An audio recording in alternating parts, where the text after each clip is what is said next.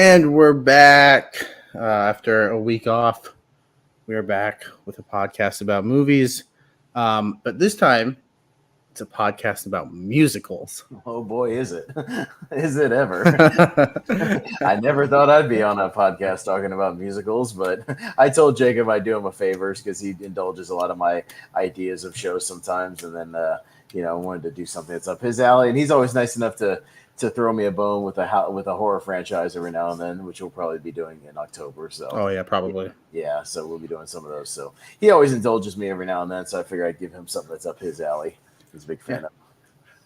And we might even talk about a musical that has horror in the title. Yeah, so yeah, that's true. What we've each done is we each picked 7 movies we either wanted to watch or just wanted to talk about. And in my case, it was just 7 that I want to talk about. Because I'm a pretty big musical fan. I'm more of a, I guess, mainstream musical fan, if you know what I mean. Like the big musicals, I gravitate towards those. I don't go to like these, lesser known, kind of cult classic musicals. I have there are a couple. I have a bootleg DVD of Evil Dead the musical that ran for Las Vegas for 3 weeks. I got it at a horror convention. If you want to borrow it. Apparently, Malcolm just posted on Facebook that Malcolm Lay just posted on Facebook the other day a YouTube link to a Superman the Musical. So I'm not sure if it was a stage production or if it was like a fan-made movie, but I clicked the link. It's only 90 minutes. And so maybe sometime this weekend I will be spending 90 minutes watching Superman the Musical. Well, there's currently a Back to the Future musical playing on Broadway right now. So, I mean, they've done crazier things, you know what I mean? So, I mean, there was that Spider-Man thing that never made it out of previews, the Into the Dark or whatever, Turn Off the Dark, whatever it was called. I think, yeah. Yeah, it ran for like a season, but it was never officially released. It was all just preview screenings. But yeah, because they can never quite get it right. But there's footage of that out there somewhere. They've done crazier things. There's a Shrek the Musical. That's been running for a while. I was like, I'm not sure. But I watched it because Netflix has a surprise me feature. And so I clicked it and it said Shrek the Musical, and I was like, all right, sure, why not? A girl I used to know. It's actually decent. Church. Yeah, a girl I used to know at the old church I went to was she was like a touring producer for like these musicals that tour around the country. Like they do a touring version of the Book of Mormon and stuff like that. They take it around the country. She was part of the Shrek the Musical touring feature for a while.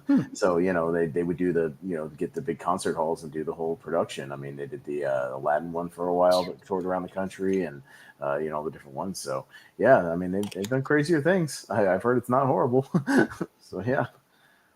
I wonder what's the next movie that shouldn't be a musical but also works as a musical. Well, Evil Dead, which I watched. You wouldn't think it works, but it kind of works. The way they did it, they came up with songs. I mean, it's something. I mean, Nightmare on Elm Street, the musical. Now, are we talking the 80s Evil Dead or the remake of Evil Dead? It's the 80s one because it's got Ash. Ash is in it with the chainsaw and everything. Yeah, I mean, nice. I started off the cuff doing on tournament fights one night in Glorious Bastards, the musical. I just started making up songs. I remember that. Yeah. I think that would be highly inappropriate, but I could do it. Well, I mean, they have Springtime for Hitler, so Yeah, it's in the producers. I'm not far off. Yeah. So, just to preface our discussion, there are some that could be considered more of the bigger musicals, but these are musicals that we haven't talked about. So I mean, we've talked about Mary Poppins, we've talked about Willy Wonka, we've talked about one of my favorite movies of all time, Sweeney Todd. We're not going to be talking about those. These are movies that we generally haven't talked about. The 90s Disney movies, those types of musicals, like some of the Disney stuff, that has a lot of songs in it, which is the ones I've seen. Yeah, I mean, it's all the ones I'm cool with. So yeah, this one I wanted to branch out and get to some ones and at least watch them once, to see if I like them or not. I don't know, some of these I might go back to, some of these I might not, but we'll talk about it. But what's actually cool is, I went out of my way and watched a few of the ones on Jacob's list too. So I've seen most of the stuff on his list. and yeah, so I've been inundated with musicals the last 2 weeks. So yeah, so if I miss a few details as far as song names and stuff, they're all kind of jumbling in my head. Right. But I did watch these movies, so yeah. Yeah. So why don't you go ahead and kick us off with your first All right, selection? so I guess I'll start with the kind of oddly enough, it's the first on my list, but it's also the oldest movie on my list. So it's a Fred Astaire, Ginger Rogers movie called Swing Time. I've got them all next to me on my Blu-rays. Oh, So, okay. so this is my because I'm a physical media guy. So there's my Right.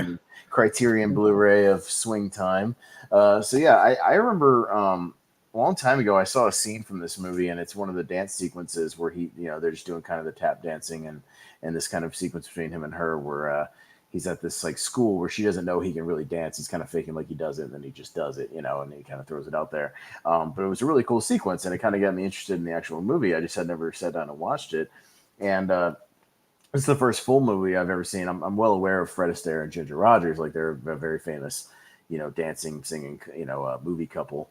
But yeah, I mean, the basic setup of the movie is kind of like a half comedy as well. It's like he goes off and he's a gambler and he kind of loses his money and he's late for his own wedding and he ends up like going to New York to try to get his money back with one of his buddies, and he ends up kind of trying to get like a dancing gig with Ginger Rogers' little academy kind of a thing, and they put on shows and they develop a little romance, and then of course it kind of conflicts later because he's still supposed to get married and go back and get married to this girl. So it's one of those premises. So it's one of those things, but yeah, it's a solid little movie. There's a lot of there's a couple of pretty famous like song sequences in there. The Way You Look Tonight is a pretty famous song. It's in that one, and it's in there. And there's one problematic sequence I will say. It's pretty infamous if you look up Fred Astaire. There's a sequence he does later in the movie called Bojangles in Harlem where he does blackface. It's a little problematic. Ooh. Yeah, where it's in good. I understand where he's going. He's paying tribute to a real life tap dancer that was around the same time. He's actually a fan of the guy, but it's just like when you look back on it, it's in poor taste because he literally does a whole tap dancing sequence with blackface and then has a sequence or a scene afterwards where he's still in it having dialogue. It's not a good look. But yeah, it's pretty infamous. But there's actually a feature on the Blu-ray that has a interview with this one film scholar guy who talks about that sequence and kind of tries to put it in more of a historical context. So it's not like him, it's not like Fred Astaire. Like he wasn't racist. It was just like he was trying to do his tribute, and it was before blackface was considered like sort of a racist thing. You know what I mean? So sometimes you have to get in like you got to look at the broader context of things. He wasn't trying to be like offensive. He was actually doing a tribute to a guy he greatly admired and took after. So and he was paying tribute to him, but yeah, the movie itself is worth watching. It's good. And yeah, a lot of the dance sequences are Fred Astaire is widely considered one of the greatest sort of Hollywood dancers of all time. Like he's really great. He's a really charming presence, even just in the non-dancing sequences, like him, just running around, in the wacky situations. Like he's got a nice charisma to him, and he's funny, and he's a good presence. So I overall I liked it. Swing Time's a good one. I recommend. Nice. Yeah. Yeah. You can get past that little bit of a problematic sequence later. I think it's overall a pretty entertaining movie. I liked it. Right. There's a blackface scene in Holiday Inn. Yeah. And which is one that I can watch around Christmas time. And I was thinking, it was like, I could skip that song, and I don't think I'll be lost plot wise. Right. So yeah. If it's not included, we're not missing anything. But I guess from the sounds of it, that he uses dialogue later, so I guess it's kind of you just can't maybe skip over it. Can't edit it out for TV, I guess. They didn't go the Robert Downey Jr. tasteful blackface route.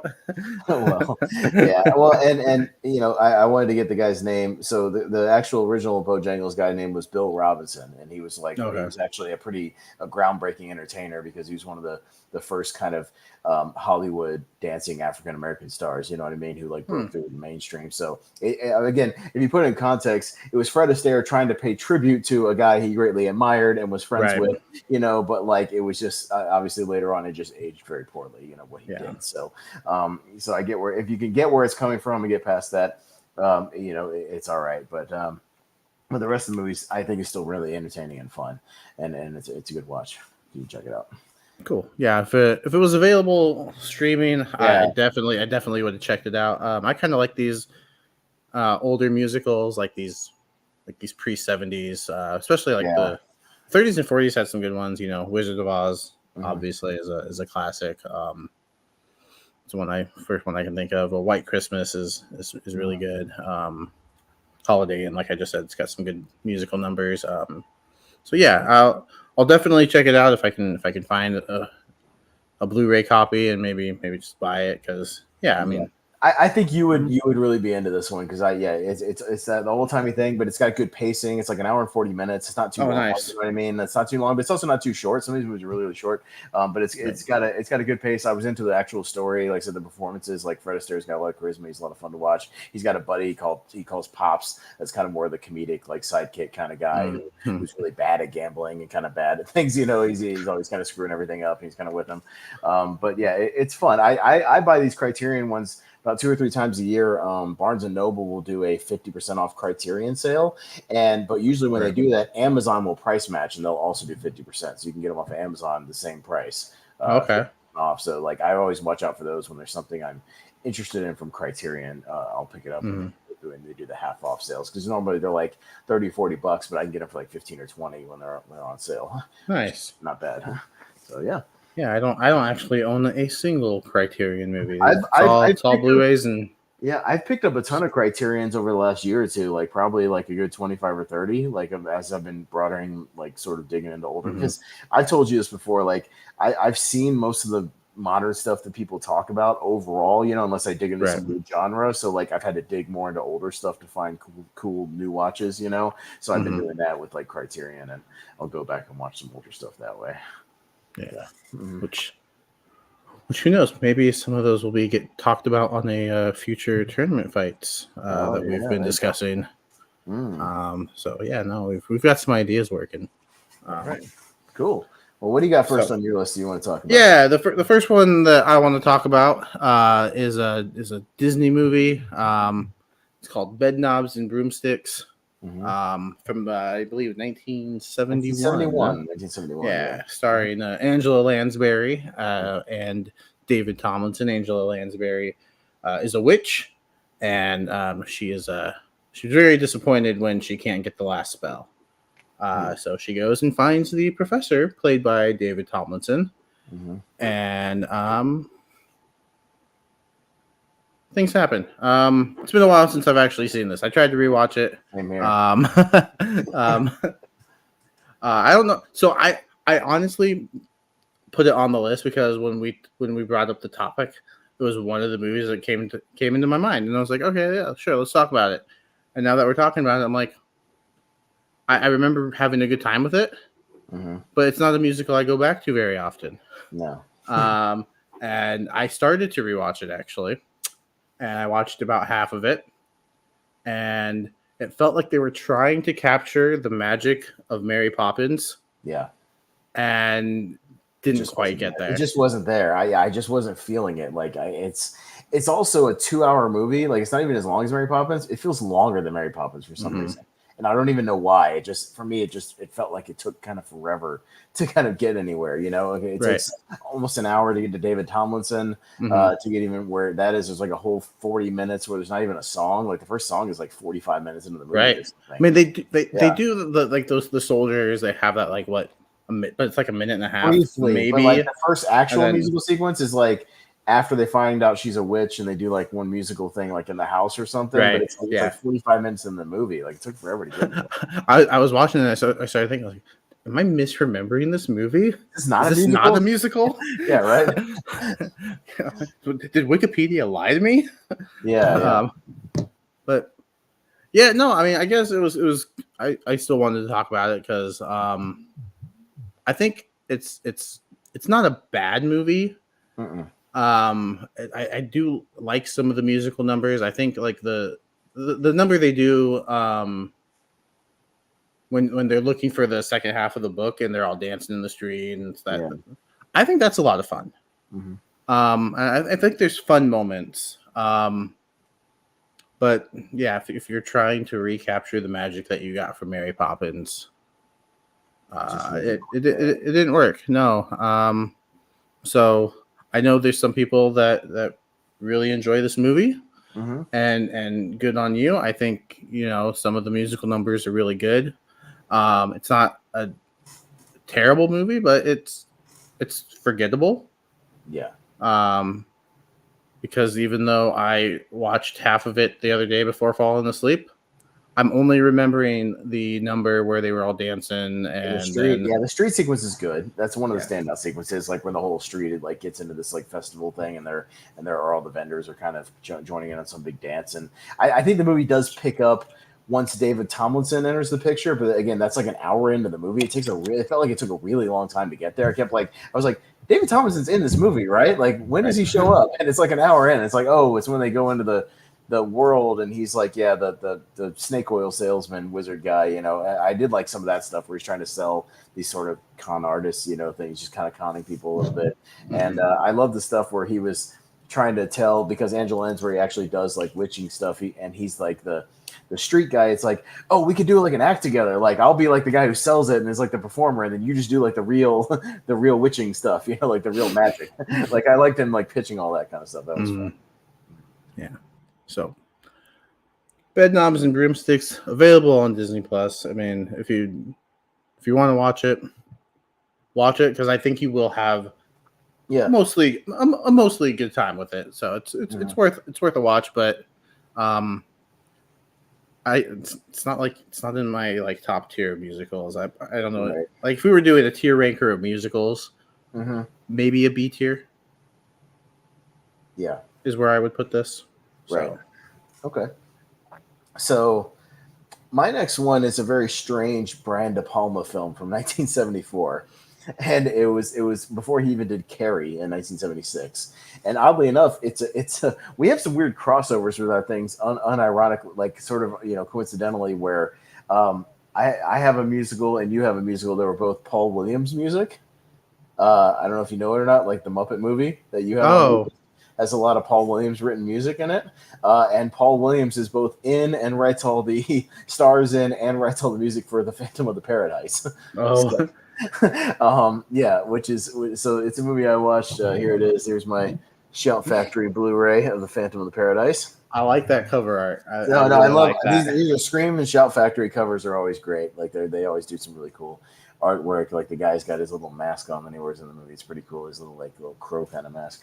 But anyways, yeah, it's a very strange sort of rock opera kind of a thing where there's a guy who writes all this music, and he gets a lot of it stolen from him, and they mess him up, and they kind of scar him up really bad, and he kind of comes back to try to take revenge on this sort of rock opera sort of thing. But then Paul Williams plays like the villain, actually. So the guy with the glasses and the long hair, he has a cameo in the Muppet Movie. He's the guy playing the piano in the bar at the beginning of the movie. That's him. Oh, okay. Yeah. He has, so you'd recognize him if you saw him. But yeah, he's in there, and he kind of tries to calm him down and be like, no, okay, I'll make it good, like, I'll use your music, and this whole back and forth thing, and he ends up kind of getting revenge on the thing. It's a very strange movie, and with very strange music. I like the look of it. There's some cool art designs. It's very 70s. There's some decent sort of glam rock operatic, sequences. But it's just a very strange movie that went off in a lot of directions where I was like, I didn't know what to think of it at first. And I know this movie has like a big cult following because it's one of those goofy, weird, just sort of artistic movies, that has found an audience over the years. I'm not quite there with it yet, but I will say it's interesting. Okay. And if you like crazy, weird musicals with a little bit of horror, but not as much horror as I wanted it to be. Like, I wanted there to be a little more horror, almost like a Repo the Genetic Opera type thing. And it didn't quite have that. But it does have some interesting performances. Like, Paul Williams is good in it, and the direction is good. It's just, I don't know if I can fully recommend it, but if you're in the mood for something different, like some crazy, weird, artistic 70s glam musical, Phantom of the Paradise is your bag. So I don't know if that's for anybody, but I don't know. I'm always down to try something at least once. Yeah, it's so yeah, I picked up that I picked that one up on sale for like $10 at one point when some website was doing a sale. And one of the podcasts I listened to after this movie, the host is a big fan of it. Again, I'm not quite there with that, but maybe I will be at some point. I don't know. Yeah. I mean, sometimes it takes a couple watches. Yeah. I'll be honest. Not to go off topic, but just kind of Fight Club. Yeah. I did not like Fight Club the first time I watched it. Right.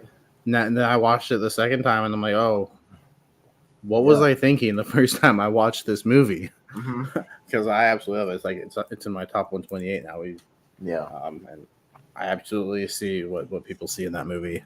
So I didn't like Kick-Ass the first time I saw it. Now it's in my top 64. So I don't know what it was. A mismarketing. I don't know, but sometimes it takes a couple of watches.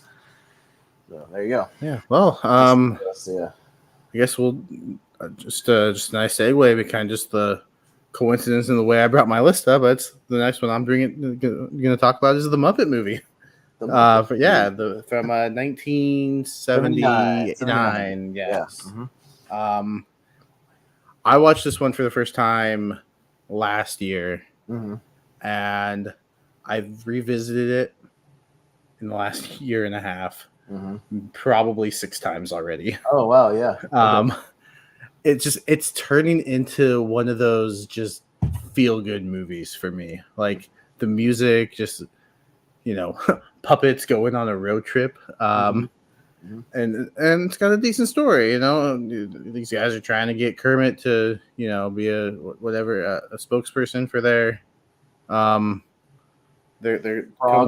Frog Leg, and Charles Durning is chasing him. He kind of looks like Colonel Sanders. He's like dressed in all white, like a white hat and a white jacket. He kind of looks like Colonel Sanders. He's almost setting up like instead of fried chicken, it's like fried frog leg stands all over the place. Right. And it's kind of it's a fun road trip movie. It's a fun like origin story because it's kind of like how they all meet. I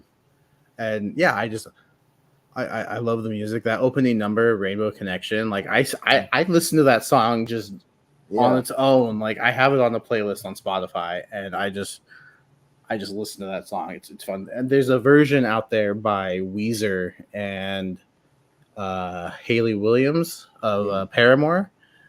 It's a really good version. I almost prefer it to Kermit, but it's like they're neck and neck. But yeah, it's turned into one of those just feel good movies for me. Like if I just want to throw something on and just have a good time, the Muppet Movie has been one of those choices. It's shot up into my top 50, and it goes up in my ranking every single time I watch it. It's currently at number 49, right between Who Framed Roger Rabbit and Django Unchained. There you go. So, all right. Yeah, I really love this movie, and I'm curious to hear your thoughts. So I hadn't seen it. I'm pretty sure since I was like a little kid, maybe on cable or something, because I hadn't seen the original one in a long time. I didn't really grow up with the Muppets like a lot of people did. I don't have that nostalgic connection to it. The one I've seen the most is probably the Christmas Carol, because that came on TV a lot around Christmas time. So that's the one I've seen more than any of the other ones. And I enjoyed for what they were, the new Jason Segel one and Muppets Most Wanted and stuff. Like they were fun. But I haven't really gone back to these older ones to see how they hold up or how they work now. And this was great. Like I rewatched it yesterday, and it didn't feel dated at all. I liked it a lot. Some of the stuff I was even like, okay, now how did they do Kermit riding his bicycle around the town? Like that's cool. I know it had to be some kind of pulley system or something, but I was like, it still looked good. When Fosse and him were driving around the car, and you just see them driving in the car. I'm like, wow, that's cool. I was like, again, stuff that I was just like, oh, that's interesting. It was kind of like the Blues Brothers. It's like them putting the band back together, but it's not putting the band back together. Like they're just getting for the first time, but it kind of felt like that. Like they're going across, stopping to grab everybody, Yeah. Pick everybody up. So that was fun. I was surprised at how many of the cameos I knew, because I'm into older movies. Like a lot of people unless you're into like older movies, you probably wouldn't know most of the cameos. But I actually knew a good chunk of them because like the movie starts and like Dom DeLuise shows up in the rowboat like right after Rainbow Connection. I was like, I didn't know Dom DeLuise. I've seen him in a bunch of stuff. So I was like, oh, there's Dom DeLuise. That's cool. And then so they get to the bar, and I just watched Phantom of the Paradise, and I'm like, oh, there's Paul Williams. That's a weird connection. Like I watched two Paul Williams movies, and he's at the bar. Madeline Kahn's at the bar, and I'm like, I can't tell you how many movies I've seen in the last couple of weeks where Madeline Kahn showed up, like the chick from Blazing Saddles and Young Frankenstein. Mm-hmm. And What's Up, Doc? She was in. I watched Paper Moon. She was in Paper Moon. I watched this. She's in this. So she keeps showing up in movies. Austin Pendleton, the dude's sidekick, who's like his driver the whole movie, like he's showing up. He was in What's Up, Doc? Like he's showing up in a bunch of movies that I've seen lately. But then the other cameos. There's like James Coburn showed up at the bar. Like Telly Savalas showed up, and I recognized him because I love Twilight Zone. Like, and he's in Twilight Zone a lot. Steve Martin was the waiter later. I mean, that was easy to spot. Yeah. In the thing later, but then Mel Brooks is right after him, like in another scene right after that, and Bob Hope and Richard Pryor both show up during the carnival sequence. Elliot Gould is like the head of the beauty pageant in the sequence. Like all these people I knew, I was like, oh, there's Elliot Gould, there's Richard Pryor. I was like, okay, that's cool. So and then the biggest one of all, like, spoiler alert for a 1979 Muppet movie, but when they finally get to the studio, the guy who gives them the contract is Orson Welles, and I was like, oh, that's Welles.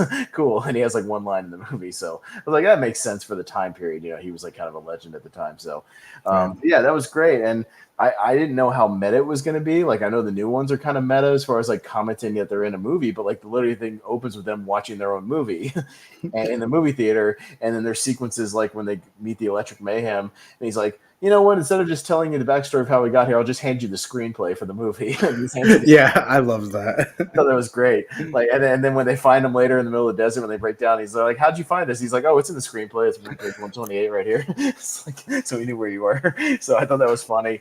Little things in the movie I laughed at a lot. Like every time Fosse would be driving, and Kermit tells him to like watch out or turn around, or we were doing what he just always is going, yes sir, yes sir, yes sir. I don't know, for whatever reason that made me laugh a lot. I just kept going, yeah, yes sir, yes sir. Like I thought that was funny.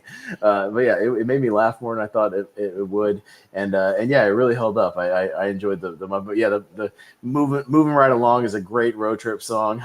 Great road trip song. Love it. Yeah, really good stuff. I really enjoyed that, and so I enjoyed it a lot. If you haven't gone back and watched the original Muppet movie, it works. It still works today. I had a lot of fun with it. So very easy to watch. Yeah. And shout out to Big Bird. Oh, the Big Bird cameo. Who they didn't pick up. Yeah. Well, he didn't want to be picked up. They tried. He said he was on his way to New York to get in public television. I thought it was a funny joke. If you get it, you get it because it's PBS. So if you're an adult, you'll get it, but if you're a kid, you might not. But like that's a funny joke for the adults. So I'm on my way to go get into public television. I thought Gonzo was funny. He said he wanted to go to India to be a Bollywood star. I thought that was funny. And he goes, "Oh, we're going to Hollywood." And he goes, "Oh, you want to take the hard way because Bollywood makes like 3 times as many movies as Hollywood does." So it'd be easier to get into Bollywood than Hollywood. So I thought that was funny. That was kind of a joke ahead of its time. So yeah, I liked a lot of that stuff. It was fun. Yeah. I really like all these Muppet movies. But this one, it was fun. It's definitely at the top of the list. Yeah. Yeah, I love it. It makes me want to go back and watch the other ones and see how many of those jokes like work and like the cameos and the other ones. I know they all have like crazy cameos and stuff, and just it makes me want to go on a Muppet kick now and go watch like the Muppet Caper and Treasure Island and some of those other ones. And just go revisit them, see how well they do. So I'm pretty sure most of them, if you don't own them, are available on Disney Plus. Yeah, I think they all are except for the Muppets Take Manhattan has a weird rights thing where like Universal still owns it or something, so it's like not on there. Yeah. There's goofy ones. I think Muppets in Space is not on there either. I think you're right. Yeah. So yeah, I have a 6 movie set that only has 6 of them. It doesn't have all of them. It has Muppets Most Wanted, Muppet Movie, The Great Muppet Caper, Treasure Island, and Christmas Carol, but that's all it has. It does not have Manhattan or In Space. So, yeah, Christmas Carol or Michael Caine took it way more serious than he had to. Like, I don't care if it's a Muppet movie. I'm going to win an Oscar for this damn movie. And I'm going to play the best Ebenezer Scrooge that's ever been played. I'm going to take this deadly serious. So, that's why that movie's great, because he's playing it completely straight. So, it's great. The Muppet movie holds up, man. That was a good pick. I'm glad you put it on there because I hadn't seen it in ages. The same with Knobs and Broomsticks. I hadn't seen that one since I was like 5 either or something. So Yeah, at least one of them held up. yeah, one of them did. All right, so the next one I picked before the news we got recently. So I actually, and you'll know, you can go back and see our show. I announced my list, and the next day Olivia Newton-John passed away, and I had Xanadu on my list because I had never actually sat down and watched it. So that was completely coincidental that she's kind of in the news right now. And oddly enough, there was a theater that's they're doing construction, but they're doing these outdoor movies, and they showed Xanadu like 2 weeks ago. So I could have gone to see it like outdoor on a screen if I wanted to, but I already had the Blu-ray. I picked this up a long time ago. It's just been sitting there. I've been meaning to crack it open, so I did for this. So yeah, it's the infamous Olivia Newton-John, Gene Kelly musical Xanadu, which was kind of infamous at the time. It like won a bunch of Razzies. It was kind of maligned as like one of the worst movies ever when it came out. And now, of course, people, it found a following, and everybody kind of digs it. I'm not going to say it's a good movie. I'm not going to go as far as that. It's a very wacky movie. Okay. It's very, very wacky. I will say it's worth watching at least once because it's very out there and strange because Olivia Newton-John plays like a muse of Zeus that like comes down to earth, and she's just roller skating around and like gets the attention of the main dude. And it's I forget is it Michael Beck, but I know I've seen him before. But anyways, so she keeps like going in and out of our dimension, catching his attention, and it's weird. And then he finally kind of catches up to her in this warehouse, and they have a sequence where they're skating in and out of these warehouses and these movie studios and things. And it's very colorful. I'll say that. It's very like bright and chipper, and some of the music sequences are okay, but it's just very, very strange. Like the things they do. It's just all these rainbows and they're just skating all over the place. And the main climax is like Gene Kelly is like and he's older in this movie. Obviously, it's like 1980, but he plays like a businessman who wants to turn an old wrestling venue into a roller disco dance place, something or other, because he's a man of the future. He didn't realize that would just be a trend. And he doesn't realize how outdated that's going to be very soon. But yeah, so the whole main climax is like them going in and out of these genres of music, doing all these roller skating dance sequences, kind of in and out. And there's a sort of a romance where the guy wants to be with her, but she's kind of this immortal muse, and she's like, I can't be with a human. And they have a sequence where he even gets like teleported up to Zeus's place, and they're talking to him, trying to convince him to let her be human. Like it's very strange. It's very, very weird, but I wouldn't say it's unwatchable. It's very watchable. It's just, I'm not going to say it's a good movie, but it's something. Yeah. It's worth seeing at least once. I'll say that. Yeah. I watched some of the clips on YouTube. Yeah. And I was very curious to hear your thoughts after watching the clips, because I'm like, what does the rest of the movie look like? Yeah, the rest of the movie is just as weird. Like the whole romance is very half-assed, and just like they just kind of come together, and it's just very much like, oh, we're in love at first sight, and we're skating around and doing whatever. I mean, there is a good sequence where it's just there's one sequence where Olivia Newton-John is just doing like a tap number with Gene Kelly, so that's fun. And so it's just like Gene Kelly doing what he does best, just kind of tap dancing and doing like a straight up kind of regular sequence. And it's one of the highlights of the movie, kind of in the middle. But yeah, the rest of the movie is just very, very strange. I can see why it has a following. That's for sure. Like it does have like a cult following for its zaniness, but yeah, it's worth seeing at least once, just to at least see so you saw it. But yeah, I can see why it won some awards back in the day that weren't so flattering. But I won't say anybody's bad in it. Like Olivia Newton-John's like not bad in it. You know what I mean? She's fine. She's doing what she does. So yeah. But I own it now. Maybe I'll crack it open for a fun watch every now and then. Watch every now and then. So there you go.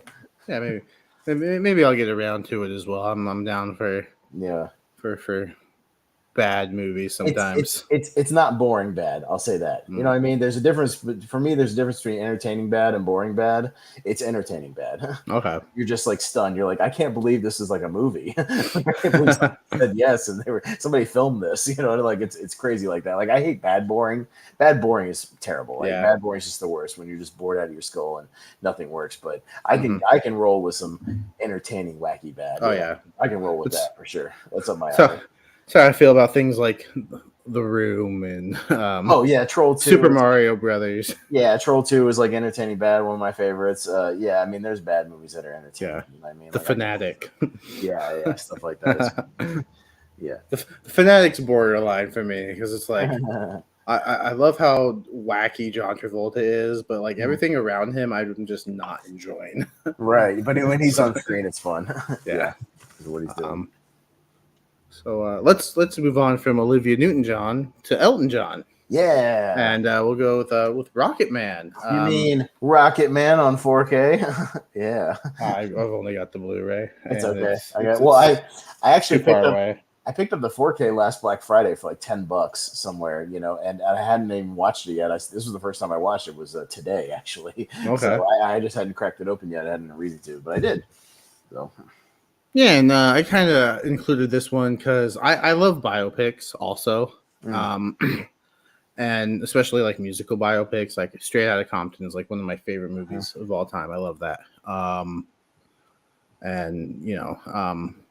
But this one I wanted to include because I think it's different than most musical biopics in that they did the musical numbers instead of Elton John just performing them. like They made them like musical numbers. Yeah, they're actually like no. That's one of the things I liked about the movie. You go first, but I'll talk about that. Like, what's one of the things I really like. Yeah, and I've always enjoyed Elton John's music, but I've never really like researched the guy, like read his past and stuff. So I was interested to learn about that, and it was fun being able to learn about his past and kind of like the songwriting and just how he performed and how he made the songs along with the songwriter whose name I'm not remembering at the time at the moment, played by Jamie Bell, who by the way is fantastic in this movie also. But yeah, no, it was really interesting. I love that it wasn't just all right, now it's kind of a bad example because your song was just him performing it in his living room, but like the first song that they do where he's after he is in the bar or whatever, in the pub. Yeah, no, at the very beginning when he goes into the support group and then I can't remember what the song is called, but it's a full on choreographed music number, and I love that it's not just kind of to compare it to Bohemian Rhapsody. All right, well now we've done We Will Rock You, and now we're performing it on stage. Now we're doing Another One Bites the Dust on stage, and now we're doing Killer Queen on stage, or that sort of thing. Yeah, but it's kind of fitting for Elton John that it's these big musical numbers because just kind of the way he presented himself on stage and the way he dressed and the outfits he chose. Like, I can't see them do it in an Elton John biopic any other way. Like, yeah, the musical numbers need to be big and flamboyant and out there and just crazy. And I really enjoyed this movie. Well, one of the things, even when they do this, like one of the sequences when he's doing Crocodile Rock, and they actually are at a venue, they do it sort of like they turn it into almost a music video thing because they have the thing where they all start levitating and like floating over the place, So like he's still doing it, he's still playing the piano, but like his legs float up in the air and like the whole crowd is kind of like floating around. So they turn it into like a musical, kind of big sequence, you know what I mean? Even though it's just him doing that thing. So it made it stand out for me, and where it's not just at the concert, like there's some of those scenes. But yeah, like the Rocket Man sequence where it's when he jumps into the pool, but like underneath the water, he's like singing it underwater. And there's like the little kid there, like playing the piano and like some of that stuff, like, which was cool.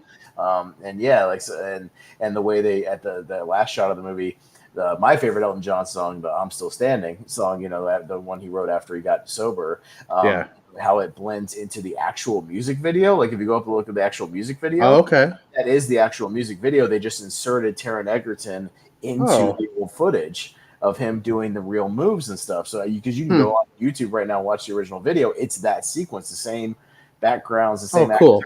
They just inserted him doing it into there and inserting his singing. And I know Taron Egerton did all of his own singing in this movie too, so it's a little bit different, but I like it. I actually prefer his version of "I'm Still Standing" over than Elton's. Actually, he's got a fantastic voice. Fun fact, not the only movie he sung "I'm Still Standing" in, because he performed it in Sing. Yes.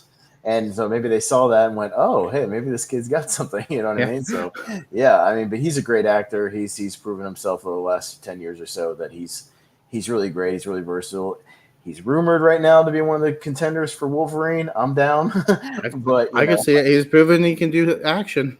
he can do action, he can do drama, he can do music, he can do everything. So I'm down. He's definitely proved himself. Yeah, I really enjoyed it too. I'm glad I finally got to see it because I've been meaning to sit down and watch it for like a while. I could have used it for something I did recently. I'll tell you about off air. I could have really used this movie in my pocket as we're seeing it for something I did on a Battleground thing recently. But anyways, but yeah, it was really fun. Yeah, I liked all those sequences, and they didn't go through like the entire career. It's like when he gets sober, that's kind of like where the movie cuts off, which is fine. So because apparently sober people are boring. Yeah, it's just boring. After that, it's just him like going clothes shopping and stuff. Like, we don't need to see that.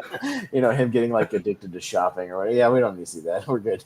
But yeah, I mean, it's all that stuff you see parodied in Walk Hard, where it's like the drug spiral and and losing, fighting with the band member, fighting with the producers. It's all the same stuff. Yes, the criticism you get of the typical biopic kind of storylines or whatever. But yeah, I like how this movie actually did the musical sequences, turn them into full, because like that pub one he does early, he like goes into the street and he's like dancing in the alley and stuff, like they kind of do like branch off and kind of have those different things. So yeah, I really enjoyed that. That was a lot of fun. Yeah, and I'm not saying I don't like musical biopics that just have them performing on stage. Sure, I'm just saying that it seems fitting for an Elton John biopic. Yeah. I mean, you can have one or two of those in the movie, and I think they kind of do. There's the Madison Square Garden sequence is kind of, kind of straight up, but like, they blend, those two things. So yeah, I liked it. I had a good time with it. Yeah, and I can't remember. Was Taron Egerton nominated for Rocket Man? If he wasn't, he should have. I don't think he was actually, because I looked it up, and he probably should have been, and he was not. So, which was kind of stunning, is that he didn't, because the only nominations this movie had, it won an Oscar for original song, and that's it. That's all it was nominated for, and won was the song Oscar. That's it. I mean, so, that's unfortunate.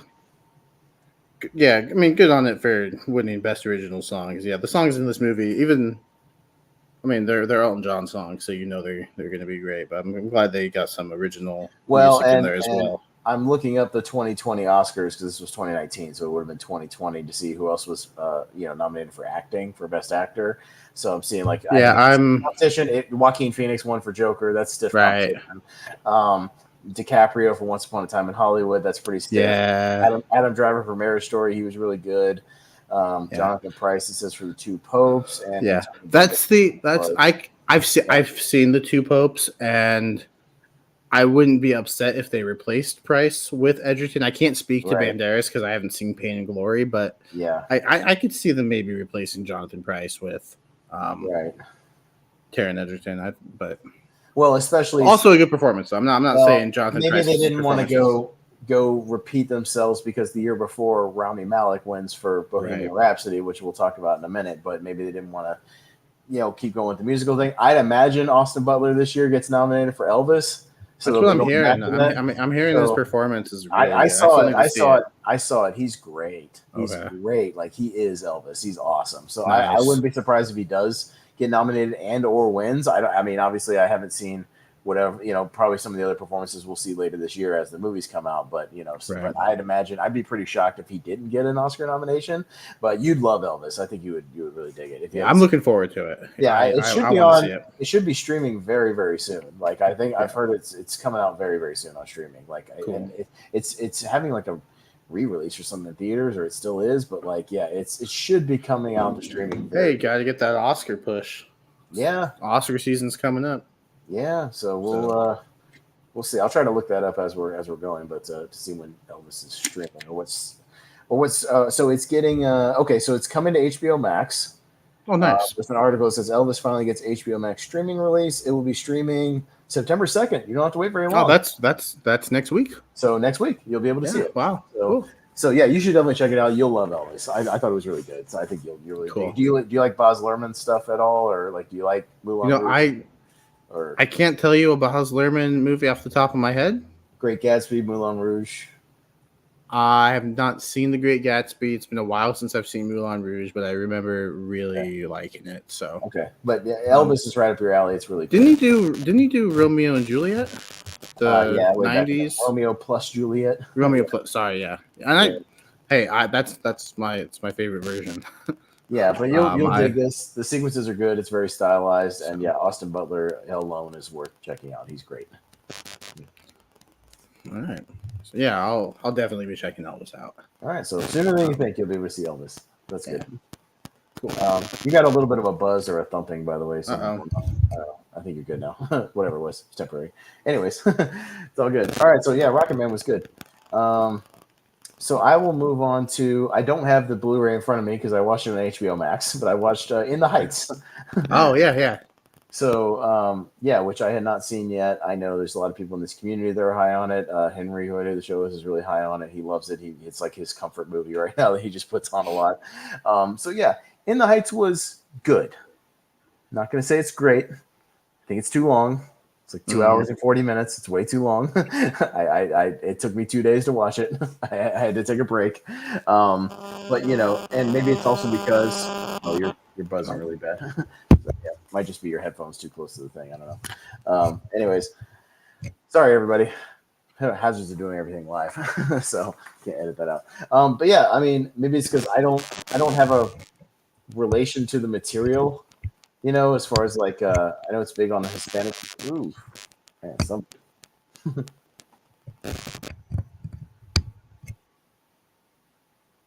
Man, this is. I can still hear you if you're good. Okay. So, yeah, you're good. I think you're good. Okay, I think we're good. I don't hear anything, so I think we're cool. Can you still hear me? You're good? Okay. Yeah. Sorry, everybody. Technical difficulties. We'll do it live. We'll do it live. We'll do it live. Okay, anyways. In the Heights.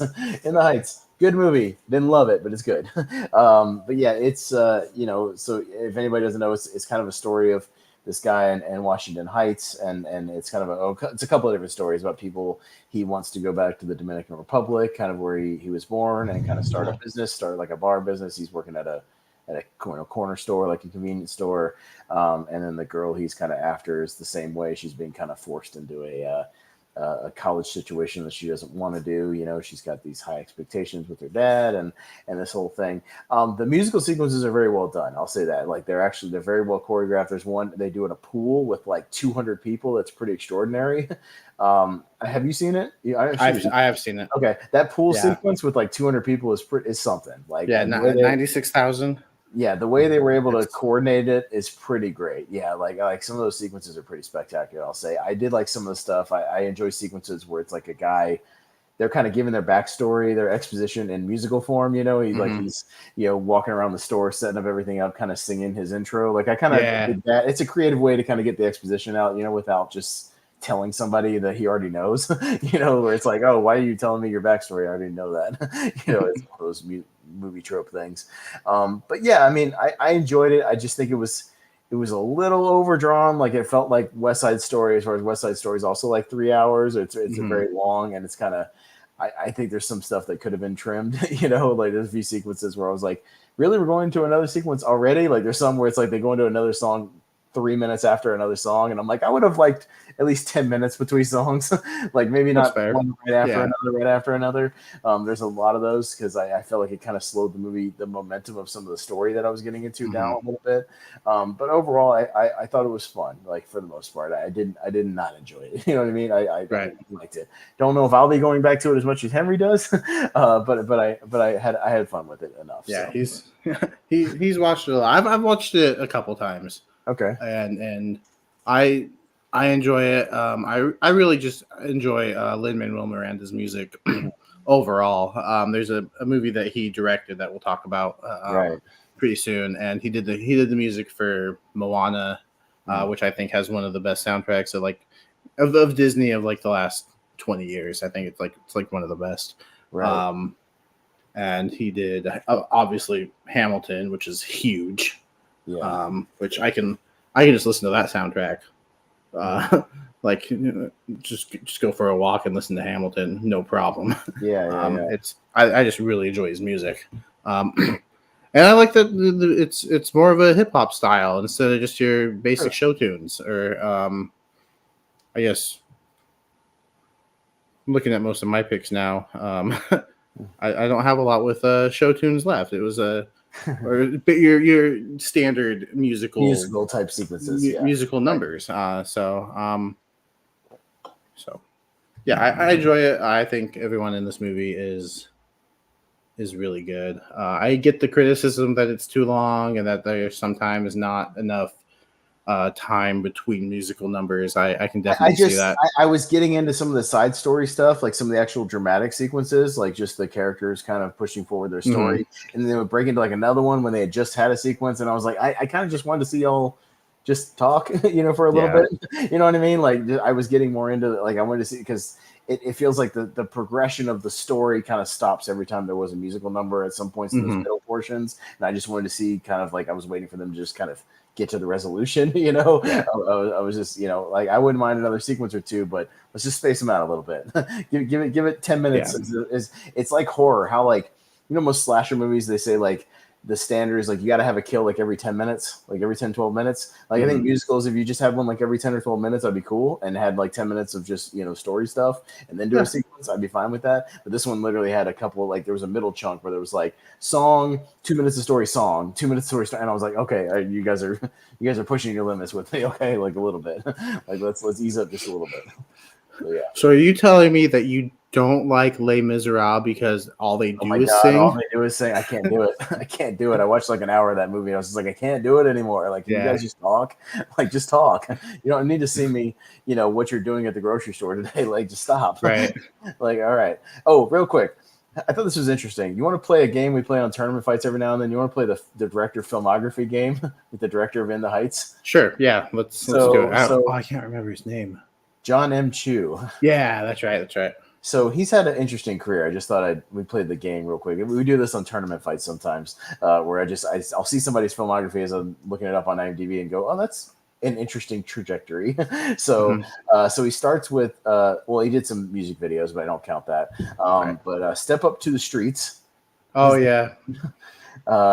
He then does Step Up 3D, which Okay.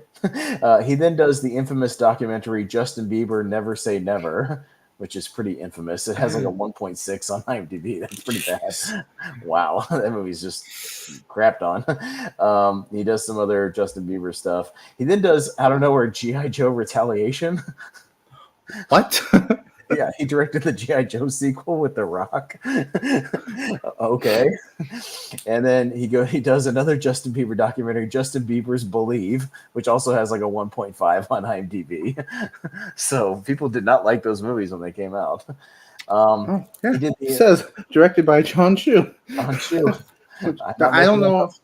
I'm not making that up. I don't know why I own this movie. If I did, I would just get the 3-pack with all of them and save a little money. I don't know if I'd buy them. He then directs the infamous bomb Gem and the Holograms, which was kind of infamous money loser. He then directs Now You See Me Too. Okay, just again, just weird progression. Then Crazy Rich Asians, which becomes a big giant hit that a lot of people like. Fantastic movie. Right. And then he does In the Heights, which everybody likes. So it's like, what a weird filmography though. Just a weird career. It's very strange.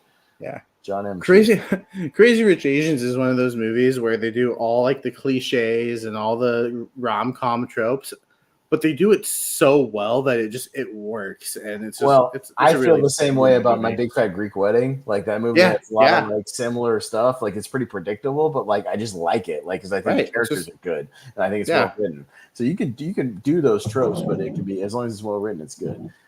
So yeah. All right. So that was In the Heights. All right. So what's your next one? Yeah. Well, I mean, another nice segue. Let's from one Lin-Manuel Miranda to another. Tick, Tick, Boom. Nicely done. Tick, Tick, Boom. The Netflix movie starring Andrew Garfield and Vanessa Hudgens. And no, I'm not looking it up so I don't mess up the guy's name. Because his name is Jonathan Larson. Is the guy that Andrew Garfield is playing, and by the way, I did not know Andrew Garfield could sing. And he can sing well. Yeah, it's about Jonathan Larson, who is trying to write his big musical, and it's interesting because he's performing his they're calling it a rock monologue, Hmm. which is also called Tick Tick Boom, Hmm. and it's interesting because it's kind of the stage, but then we get these flashbacks of the events actually happening, and then we're back on stage to him Hmm. talking about it, and then we go back to the events actually happening. And I think it was all done really well, like the editing and just like the transitions worked really well. Um, and yeah, Andrew Garfield just gives a great performance in this movie. Like he absolutely deserved the nomination that he got for his role in this movie. When has he Um, not been good? He's always been good. that's true. I Even think he's one yeah, of the most underrated, or I mean, he's always great, but like he's one of the most overlooked guys as far as being one of the best actors working today. He's always great, like always. it's true. And in a certain Hollywood draft that may or may not be happening in a couple Mm. weeks, he may be pretty high up on my draft board. Hey, cool. Not to show my hand or anything, but yeah, no, this guy, he's been great for the last what 12 years. I'd go the earliest I can remember is The Social Network. I can't remember if I've Yeah, seen I'd have anything to of his see. previously. Yeah, I'll look it up and Um, see. I know he's been a side guy and something. It's one of those things where you go back and watch older movies, and then you see like these people in those side roles, and you're like, oh, hey, there's so and so. I didn't know them then, but you know them now. right. Yeah, like before. Excuse me, before Social Network. He's in like Never Let Me Go. He's in The Imaginary Dr. Parnassus, I guess. Oh, The last Heath Ledger movie, Lions for Lambs. He's in there somewhere. A lot of TV stuff, but yeah, okay. not a lot, just little side performances. But yeah, side Social Network was definitely his breakout, that's for sure. Because then he's Spider-Man 2 years later. So Right. yeah, there you And yeah, even I mean, people say what they will about the Amazing Spider-Man too, but he's still great in that. Like, No, he's not the the, problem with that movie. no, like, Yeah, not at all. you go back to Hacksaw Ridge. I think, Mhm. um, if I had to do a top three performances, it's Tick Tick Boom, it's Hacksaw Ridge, it's The Social Network. Like, Yeah. he's just fantastic. But going back to this one, yeah, he gives a great performance. The singing, the dancing, and then just the acting overall, like, because he's in a relationship with Alexandria Shipp's character, whose name I cannot remember either. I don't remember characters' names. I just use Me actors' neither. names. Me neither. I get in all these. I So- get in all these trivia matches where they always want to know these character names, and it's like unless I've seen the movie 900 times, like some of these things, I don't remember character names. right. I don't like at So- all. Her name is Susan. Okay. Yeah. So Susan, which another great performance. Yeah. And then yeah, I really enjoy the musical numbers. I think Vanessa Hudgens and Andrew Garfield sing really well together. Already knew Vanessa Hudgens could sing, so I High School wasn't Musical. right. Mm. And so I wasn't expecting to be blown away by her, but I was blown away by Andrew Garfield's ability to sing, and I really hope he does more musicals in the future because Hey. he's let's here we go. A Spider-Man Wolverine musical with With Hugh him and Hugh Jackman. Jackman Yeah. and Andrew Garfield.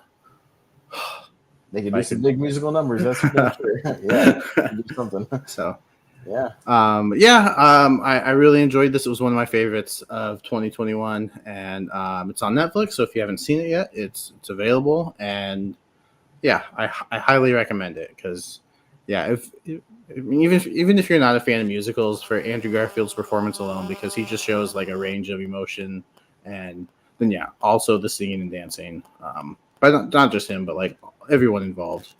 Um, it's great. Yeah, no, this is the one on the list I didn't get to out of yours. Unfortunately, I just didn't have enough time. Right. But I was going to because I saw it was on Netflix. But yeah, I've heard good things, and I'll definitely. I'm going to take a break from musicals for a little while. Right. But maybe in a couple weeks or a couple months I'll get around to Yeah. it. So, I need a break from musical sequences for a little bit. It's funny. You watch the next movie I just randomly watch for something. We'll just have musical stuff in it. Just randomly. Like watch. We're gonna watch those Prime movies. Watch like out of nowhere that Stallone movie just has a musical sequence that I'm not ready for, just out of nowhere, and I'll be like, "What's going on? What is going on?" I don't know.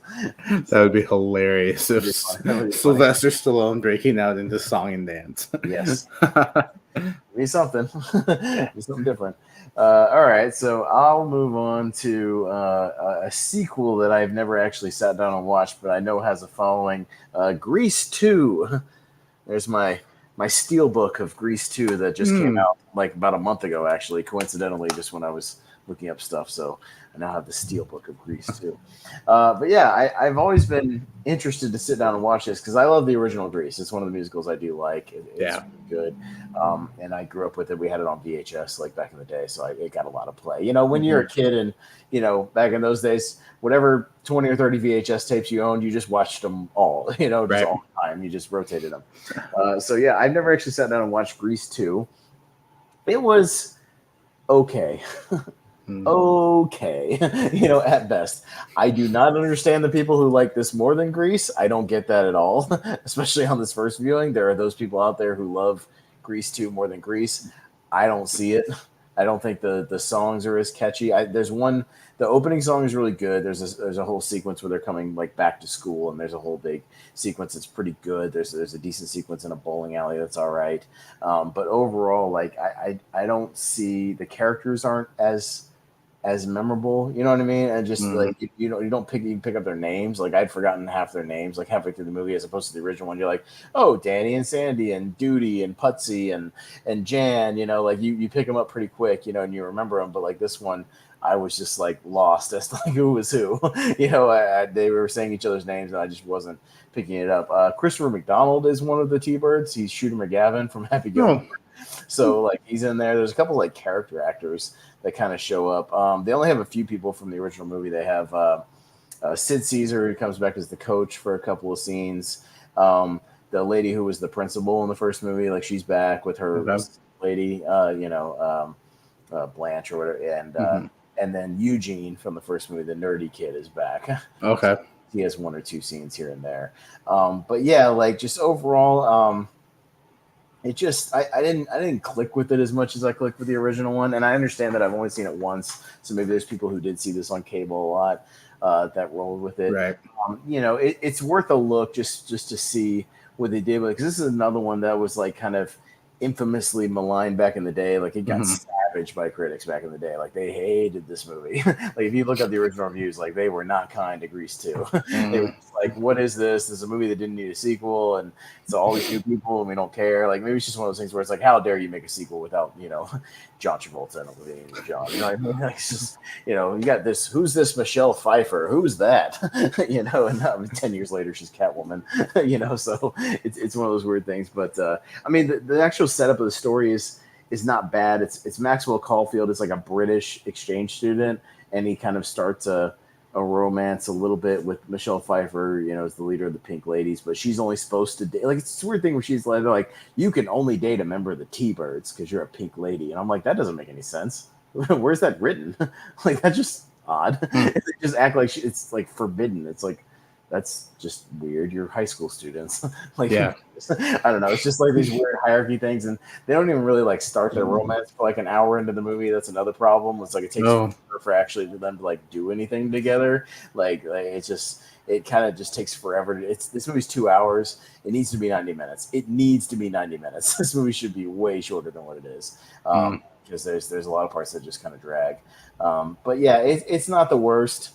But yeah, I don't know if I'm not going to be singing its praises over the first one anytime soon. So yeah, but yeah, I want to check it out and give it a look and see what you think. I don't know. I might.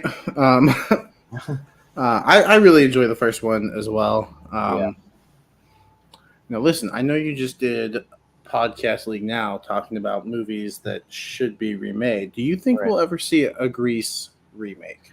Well, I don't think those Grease live things they've done recently have gone over very well. Like, it's just a thing that, like, I know the Broadway show still went on for a long time. I actually saw Grease on Broadway when I was a kid. Like, when we went to New York a long time ago, I saw it when I was like 10. I still remember it. So like, and it still works as a Broadway show. I don't know, like, because there's a lot of outdated stuff in Grease, like in the actual thing. I don't know if you would, if they redid it, would they bring it into like modern times, or would they stick with it being like in the 50s? I don't know. I just kind of think that the original one feels timeless because it's set in the 50s, even though it was made in the 70s. It kind of feels timeless. Like, it doesn't feel like it's aged really, because it's a lot of movies that are period pieces don't really age like other movies because they're set in that period, and you kind of roll with the time period they set up. So I definitely don't think we need one, but I wouldn't be surprised if within the next 5 or 10 years they do actually remake it. I would not be surprised. I'll say that. Right. But it'd be surprising if they did the same songs, or if they changed a few songs, or what, or just to see if they stick with the same time period. That's what I would be interested in. They brought it at times. Because I didn't think until it was announced we'd get a West Side Story remake. Right. So it's like, it's not, I don't think it's outside the realm of possibility, but you bring up some good points about just the timelessness of it, and would you bring it into modern times, and how would you handle that?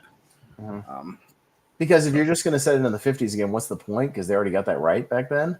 It feels like a 50s movie, so like I don't see the point in doing that. But if they're going to bring it into modern times, sure, maybe, I don't know. I guess it could work. I mean, I'm not as offended if they remake a musical, because it's like, to me, it's like whatever. Right. Like, I didn't care that you remake West Side Story. Okay, I'm not crazy about the original one. Who cares?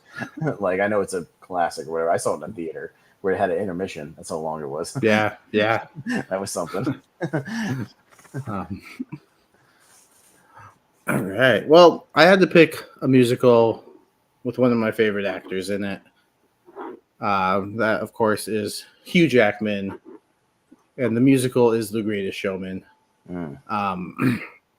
I love this movie. I don't know what it is about this movie, but I have a smile on my face from beginning to end. Except for, like, obviously the more emotional parts. But like, I think most of the songs are just they're catchy and they're fun, and I can listen to the soundtrack. I think that's one of the things for me that makes a good musical is, can I listen to this on its own? Right. And I feel like most of these movies, the soundtrack, with the exception of Tick Tick Boom, I haven't like listened to that soundtrack. I kind of put that on the list more for Andrew Garfield's performance, because it was a very surprising performance to me. Because I didn't know he could sing. But The Greatest Showman, like, the songs in this are just catchy and good. I mean, I think this made an impact on pop culture that I don't know if they were expecting it to make as big an impact as they did. I mean, they re-released the songs as covers from bands, like I think like Panic at the Disco did one of the songs. Pink did one of the songs. I can't remember off the top of my head, but like they just got a bunch of like big name artists of now to do these songs, and I think it made an impact. And I know there's the criticism of they didn't portray P.T. Barnum as he actually was, but I don't care. I'm watching a movie. To me, it's the same thing with, like, they don't directly say like this is based on a true story. You know what I mean? I don't know that they said this is a biopic. Right. Like, if it was a biopic, then yeah, that criticism is fair. They make a movie. They made a movie about the myth of a person, that really existed. You know what I mean? More of a mythical thing. And it's not like the Texas Chainsaw Massacre was based. They say it's inspired by a true story. It's not about people who actually went around and cut people up with chainsaws. It's loosely based on Ed Gein, a serial killer who like did some things similar to the movie. Like, to me, you make the movie that's going to make the best movie. Like Mhm. if you have to change some things and like loosely and play around with real life, like you do, because you make the best movie you want to make. And yeah, they just use the P.T. Barnum thing because he founded a circus and the movie's about a circus. It just is. So, and that's what the basis of the thing is. So yeah, I mean, I hear that, but at the same time, it's like, and then Right. they didn't set That's out my to thought make exactly. they didn't set out to make the true story of P.T. Barnum. Like Hmm. it's like it's just whatever. It's just set at a circus. That's what they wanted to do. Yeah. So, I love the story. I love the characters. I love Hugh Jackman. Obviously, I think him and Michelle Williams have great chemistry as husband and wife. The kids are really cute in this movie too. Like Yeah, they're pretty good. Zac Efron's good in that movie. Zac Efron and Zendaya. I think they're great together. I still prefer Tom Holland and Zendaya. I think they've got the, but no, Zac Efron. Yeah, I mean we knew he could sing from High School Musical as well. There's another tie-in to take the second High School Musical Right. alumni too. Alumni, yeah. Although, fun fact, Zac Efron did not sing in the first High School Musical. He didn't start singing until the second one. Ooh. Somebody sang for him, which also happens in this movie. The number that what's it called? Never Enough, that Rebecca Ferguson's character sings, Yeah. was sung by a lady named Lauren Allred, who actually just appeared, I believe, on Britain's Got Talent, singing the song. She's like, oh, yeah, that was me, and I figured now it's time for me to Get my spot. get my spotlight. And so, yeah, that lady can sing. Yeah, I think it's an inspiring movie. I think it's uplifting. Kind of shows you the impact that friends and family can make on you. Because I love at the end, it's like their building burns down, and it's like, they're like it's never been about the money for them. It's always been about just being together and looking out I for kind each of other. and I like that. So Yeah, I actually saw this movie in the theater with my mom. So I'd seen this oh movie before. Yeah, I think we nice. she wanted to see a movie. She thought it looked good. So I said, yeah, I'll go with you. Why not? I'm not big on musicals, but I like Hugh Jackman. So I was like, I'll Right. go. And yeah, it was one of the more entertaining ones. Like I thought the sequences were pretty good. I liked all the circus freak show kind of aspect stuff, to it. Like I like the stuff where he's kind of putting together, the auditions or whatever. And he has like the one fat guy and he's like, how much do you weigh? And he's like 400 pounds. And the guy goes, what's that? 750 pounds? It's like, he's just like doing this exaggeration thing, which I love that stuff, where it's just like, we're just going to exaggerate, just Yeah. because. Like I like all that stuff. Yeah, the "This Is Me" sequence where she sings, where they kind of come out of the back room, and like that's a really good sequence. I have to hear "Rewrite the Stars" at work every day, so I don't love that song as much because I have to hear it every Right. work on my work playlist. So I'm not as big on that song. I think that might be my least favorite song on Yeah, the it's not very soundtrack. good. Yeah, It's I just have to hear it every day. it's a very generic Yeah, love song for a musical, I feel. yeah. But I like the set designs. I like the setting of like the circus thing. Like I like all that stuff. So and all the business aspect of that, like it's fun. So yeah, I dig. And yeah, Yeah, the ending where they're just like, hey, we'll just set up a tent, down by the water, and we don't have to pay rent on it. So like that's how we'll solve our problems. Like I like that. So it's fun. But yeah, yeah. it's an entertaining movie. It's good.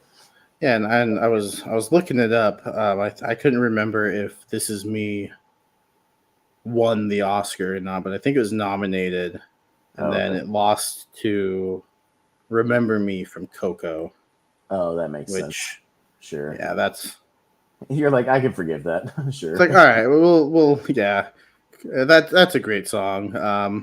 I wouldn't have been mad if either of those won. Fun fact, they were trying to pitch the movie, and so they had I think they had investors or whatever. They were going through the music, but Hugh Jackman had just had like nasal surgery or something, and so he had like stitches in his nose or something or whatever. There's something in his nose that he couldn't sing. Yeah. And they were doing the final song from the movie From Now On, and like he just couldn't resist, and he starts singing, and like he busts whatever was in his nose, and Oh, jeez. but like I love the version in the movie, but I almost prefer them just singing it like around a table and just almost like acoustic. Oh, Uh, sure. and like, cause like you can just feel the passion they had for the movie and the project, and I think that just kind of upped my love for the movie as well. Like, cause when Yeah, you see people excited about the stuff they're doing, like, it can't all right, translate well, to the you put screen. yeah, Yeah, yeah, yeah. yeah. So that No, I get that. it's great, and it's another one of those like feel good movies. Like, if I just want to put something on and just have a good time, Hmm. this is another option. Yeah. So No, that sounds good. That's cool. Yeah, cool. I'll go into almost an anti-musical, if that makes sense. And oddly enough, mm, directed by a guy who directed a lot of big, flamboyant musicals. So it's a movie directed by Bob Fosse. So Bob Fosse's kind of known for big musical numbers and Broadway productions, but he directed a movie called All That Jazz with Roy Scheider, and it's from 1979. And I've been wanting to see this because I've been on a Roy Scheider kick lately too. Like especially 70s Roy Scheider is awesome. Like I mhm. just love 70s Roy Scheider with Sorcerer and Jaws and The French Connection and all this Yeah. stuff. So this is 1979. This movie was nominated for Best Picture, didn't win. That year Mm. went to Kramer versus Kramer. Uh, And well, I think it should have gone to a little movie called Apocalypse Now for me personally. But anyways, there's an argument to be made. yeah. So, but Roy Scheider nominated for his performance. It did win a few things. It won for editing, costumes, art direction, things like that. So, which is cool. But yeah, it's basically like so. Roy Scheider runs a Broadway studio kind of production company, or he's at least like the head guy who like puts together the choreography and like this. He's kind of the director, like he puts everything Mhm. together. And he's like a chronic smoker, and he's getting up there, and he sleeps with half of the women who audition. He's one of those guys. Who's just like with somebody else every night at his loft or where I think he lives in the same building. He has like a loft like up on Mhm. another level. But yeah, like he's kind of he's not like a sleazy guy because he's a nice guy in the movie. He's just like one of those guys who he just does the typical things you think a guy like that would do. And he has like a kid, but he doesn't spend a lot of time with the kid and things like that. But he's getting sort of a block. Like they're trying to put together this new musical, and the producers wanted to be like family friendly, but he shows them the sequence where it ends up being like really scandalous, and the dancers take their tops off like halfway through it, and it's just like it becomes very unfamily friendly, after this one kind of family friendly number. And but yeah, it's a whole like anti thing because it's the whole movie's kind of grimy and dark, and it's like again sort of the themes he's going through. He keeps having these hallucinatory sequences where he's talking to the angel of death, this one like lady who's playing like this angel of death, like he's Hmm. where she kind of knows he's on a bad path, and he ends up having like a heart attack, like a pulmonary block, like kind of a thing, and being in the hospital for a while, and he's kind of in and out of being sick. But yeah, it's really like a story, just more of a character study about this guy, and it's kind of they actually say in the behind the scenes stuff, it's kind of almost like a biopic of Bob Fosse in real life, like the way he actually Hmm. was. Like he was actually like not this big flamboyant character that people kind of thought he was. He was more this kind of very troubled guy who was battling a lot of stuff. He drinks a lot and like he smokes a lot, and he's kind of lonely because he cheats on his wife and stuff like that. But Hmm. it's really interesting because yeah, it's got these sort of dance or musical sequences, but it's also a nice process of like how somebody puts something together because there's a lot of stuff with him like trying to work out choreograph these scenes. He's just like, it's not working, like we're not doing that. No, I gotta throw the whole damn thing away. He gets kind of like a version of writer's block, but it's like director's block. Hmm. But it's really fascinating, man. Especially like if you want to look at like old Broadway from like the 70s. I think you might actually dig it, Jacob. Like it's something. I know you said you started to watch it and you were just like you were kind of tired and you were like, Yeah. but and I could get that because it's not the most flashy like fast-paced thing you've ever seen, but I Right. think it's a really fascinating like character study, and Roy Scheider's great in it. Like he's really good as he always is. Like he's amazing. Yeah. And I just kind of dug the vibe of this movie. It was one of the better ones I watched this time. I really dug. I really dug it. And I just dropped it. So, No, yeah. it's no, it's streaming on Tubi. Yeah. Everyone's favorite free streaming service. Oh man, I love Um, Tubi. Tubi's great. I was just watching a movie you'll bring up in a minute on Tubi. So right. yeah. So I will definitely get to it because I wasn't falling asleep because I was bored or didn't like it. I No, was if you just tired. if you start something late after you worked all Yeah. day, it doesn't matter what movie it is. You're gonna Right. you're gonna pass out. Yeah, it just is. I followed asleep to Willy Wonka before. That's one of my favorite movies of all time. Yeah, So just, like, you're tired. You're tired. Yeah, It's not the movie's fault. So it's not. Yeah. Yeah. So I'll probably get to it this weekend actually because I'm really interested in it and now hearing your thoughts on it. I'm definitely interested and. Yeah, because you wouldn't think a movie about the behind the scenes of like a Broadway production and somebody like putting together this thing from scratch would be like that interesting to me. But again, that it's got that grimy New York feel to it, from '79, which I'm always fascinated by, like old New York, and again, Roy Scheider is one of those guys who's always kind of in those grimy New York movies. I'm just really into that, and he fits right in, and he's so good in this movie. Like Roy Scheider's the man. He's quickly becoming one of my favorite actors of all time. He's just great. Like I've been trying to dig into more of his filmography lately, like not just, everybody knows him from Jaws, like obviously, but like I love Sorcerer and some of those other movies. So I'm trying to get more into like his back and see more of his movies. So but I recommend all that jazz. It's kind of an anti-musical almost. It's very strange, but I like it a lot. So yeah. Yeah, well, I will get to it, and I will report back with my thoughts on the movie as well. Yeah. Sticking with Tubi, because this movie for some reason was taken off HBO Max. We're talking Little Shop of Horrors. The 1986, according to Wikipedia, it's a horror comedy musical. Yes. Which I think is very fitting. Directed by Frank Oz. Ask me if it's a horror or a comedy or a musical. Is it a horror or a comedy or a musical? Yes. Yes. Absolutely. It's an adaptation of the 1982 off-Broadway musical, which is an adaptation of the 1960 movie The Little Shop of Horrors. Yes. Which was directed by Roger Corman. And this is a movie, I think everybody knows what Little Shop of Horrors is about. If you're a musical fan. Yeah. If you're not a musical fan, then you need to be a Rick Moranis fan because he's really great in this movie. Oh, what a tie-in, because my next movie has Rick Moranis in it. I forgot you switched it. So that's a great tie-in. We have a lot of crossovers, oddly enough. Nice.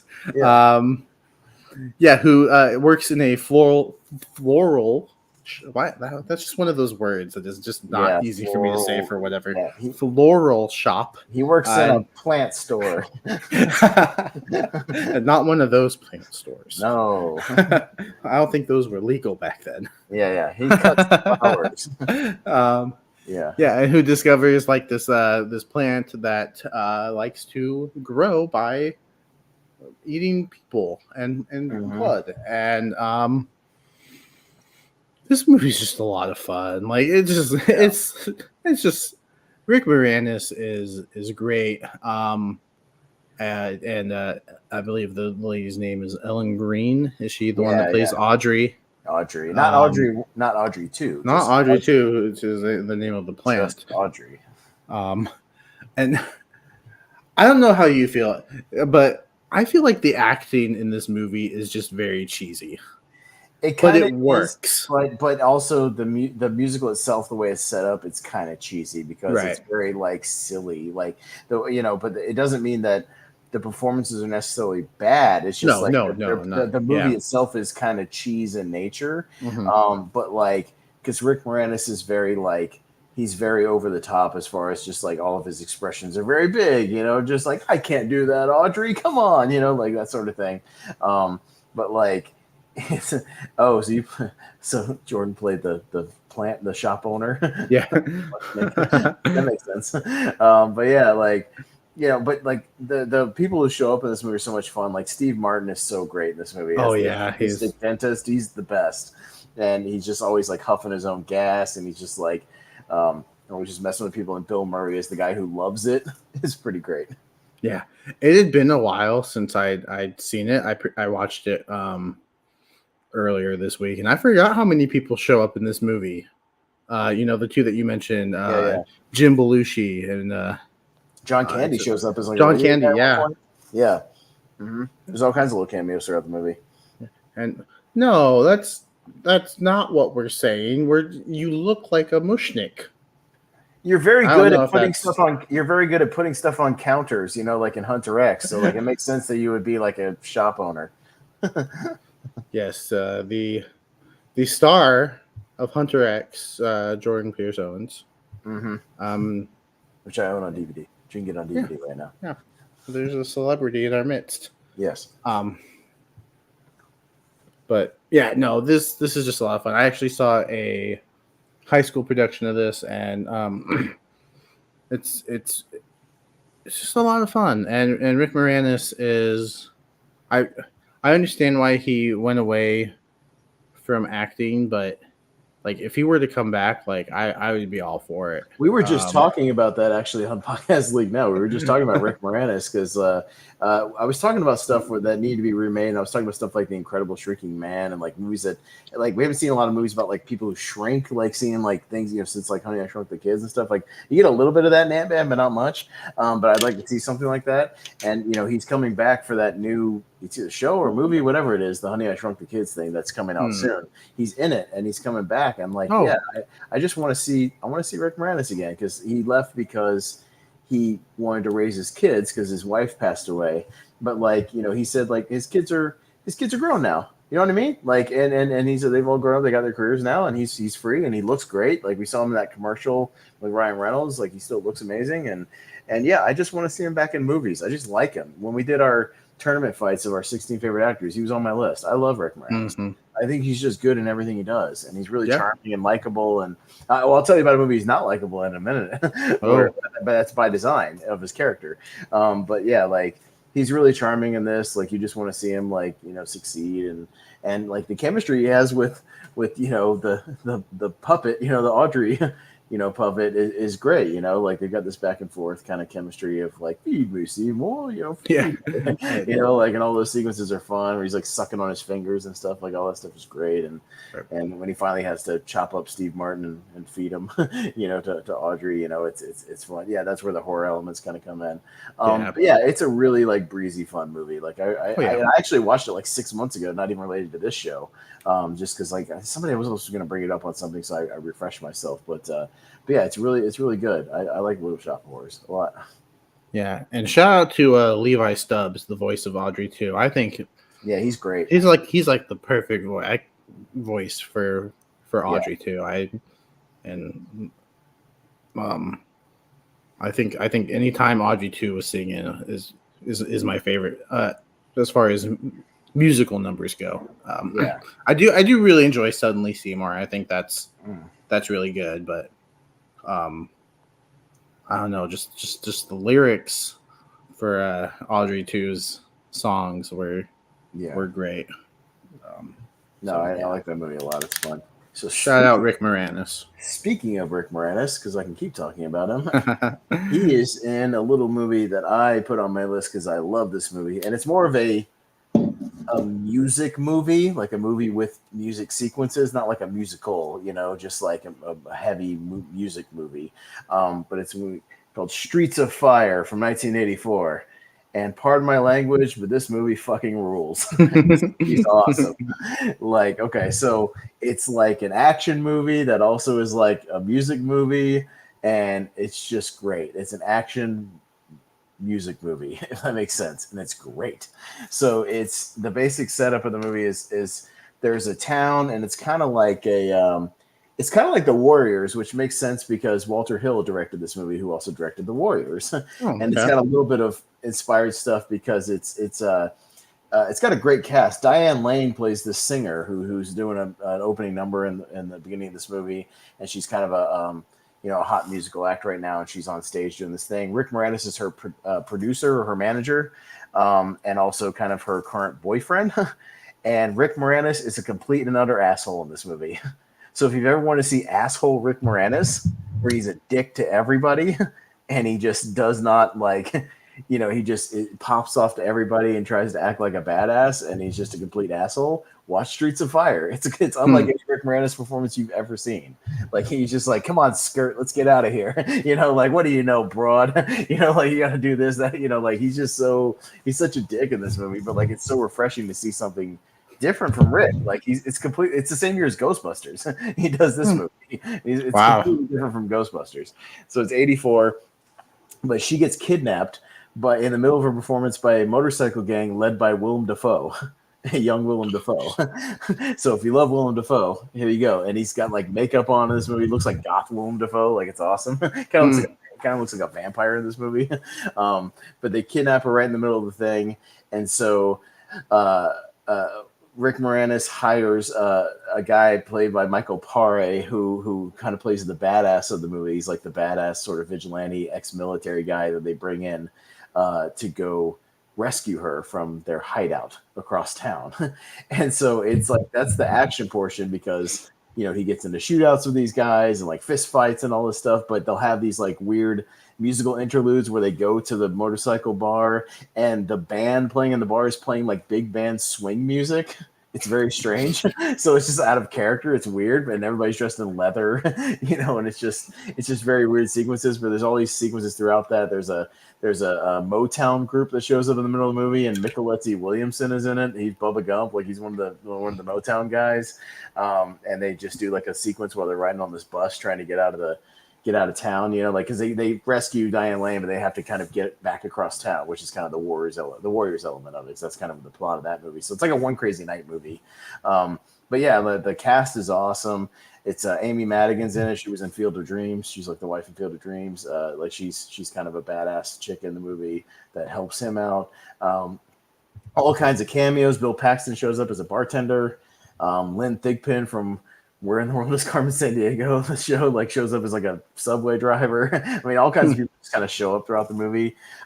It's great. But yeah, Michael Paré is great. Diane Lane's awesome, and Rick Moranis like is a total standout. He's really fun. Like, he's fun as this asshole because you're just like, I can't believe that's Rick Moranis. Like, he's usually so likable. I don't like him, but it's just kind of bonkers and crazy but just super fast paced, super fun. Great action, but also great music. Like, throughout the movie, the music sequences are good and they're really catchy. So I can't recommend Streets of Fire enough. I think this movie kicks ass. It's so much fun. You should see it. It's got like a cult following, but it's a really, really fun movie. I think you would love this movie, Jacob. This movie's right up your alley. I just looked it up, and it's only $3.99 to rent on Amazon. So you know what? I'm telling you right now, I don't think you'll regret the purchase if you rent it, because it's great, and then you'll want to buy it. You'll want to buy the Shout Select Blu-ray right afterwards. This one, it's really good. So I think you'll dig it. Like, it just kicks off with a bang, and it's just like I said, if you like action movies and you like musicals, it's the best of both worlds, and it's great, and it's crazy, and it's fun. So yeah, check it out. Yeah. So I don't know how we did this, but we're tying in our movies kind of almost perfectly. I don't know how. Like we each had like a Paul Williams thing, and then we each had like a Rick Moranis thing. There's a weird thing where like I forgot you took Bohemian Rhapsody off your list, right? Yeah. So like I watched it, and like that had a weird that had a weird Elton John shout out right after I watched Rocket Man, because they get the same manager who managed Elton John in the movie. So like there's weird tie-ins with that, and like and all that jazz. And the Muppets are both 79, which we both watched both of those movies. And like there's weird threads throughout some of these movies, kind of coincidentally. So yeah, interesting. And your last choice was a movie about music or with music. Mm-hmm. And my last choice isn't necessarily a musical, but it's a movie about music. And that is Sing Street. Well, and also I was going to say, you took it off your list, but Sing Street and Bohemian Rhapsody also shared one of the same side actors, Aidan Gillen. In Sing Street, he's like the dad or something. Oh, yeah. And he's also in Bohemian Rhapsody as like one of the manager guys. So like that was a weird crossover thing. And I was like, because I had watched them back to back, and I was like, that's weird. Like the same, side guy. So yeah, that was strange. But it was weird how the weird crossover stuff in these movies was very, very strange throughout which I wasn't even looking at your list and like, all right, so what can tie into this? What can tie into this? It was like, No, it was just what movies do I want to talk about? And then I forgot you had Little Shop, and then Rick Moranis, and I'm like, oh yeah, Streets of Fire has Rick Moranis. Cool, awesome. And there's your tie-in. There's your crossover. But, yeah, no, I knew like once you wanted to talk about musicals, this was the first choice. It was like, and Jacob, all right, I Sing Street. it. I finally watched it. I've seen it. I watched it on Tubi. I want to hear your thoughts first on the movie.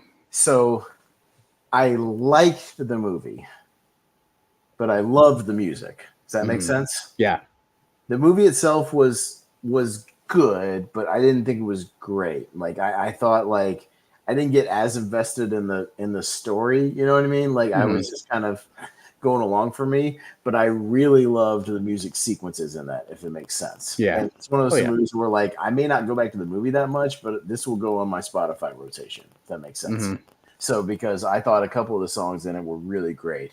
I loved the sequence where they're making the music video in the street, like with their friend, and like they've all got their crazy outfits on, and they're just making that video, the riddle song or whatever. The riddle of the model. Yeah. Yeah. I thought that song was really great. That was a lot of fun. I loved the song they play in the living room, that Up song I thought was really good. Yeah. I listened to that one a couple of times this afternoon just while I was doing laundry and stuff. So yeah, I really liked that song. And I thought the couple of final songs they do at that dance were really good. Like the actual sequences they do, like school dance or whatever, when they're kind of like I did like the bit where they're like, all right, this next song is a bit of a slower song, boo. Just like, because we all had that thing of those school dances where it's like, oh, a slow song, boo. Get out of here. But like I thought that was fun. Yeah, that might be my second favorite song that from the band itself. Like I think the soundtrack outside of the band that is also really solid. I think it captures the time period. Yeah, old school 80s songs. Yeah. It's just a really solid soundtrack.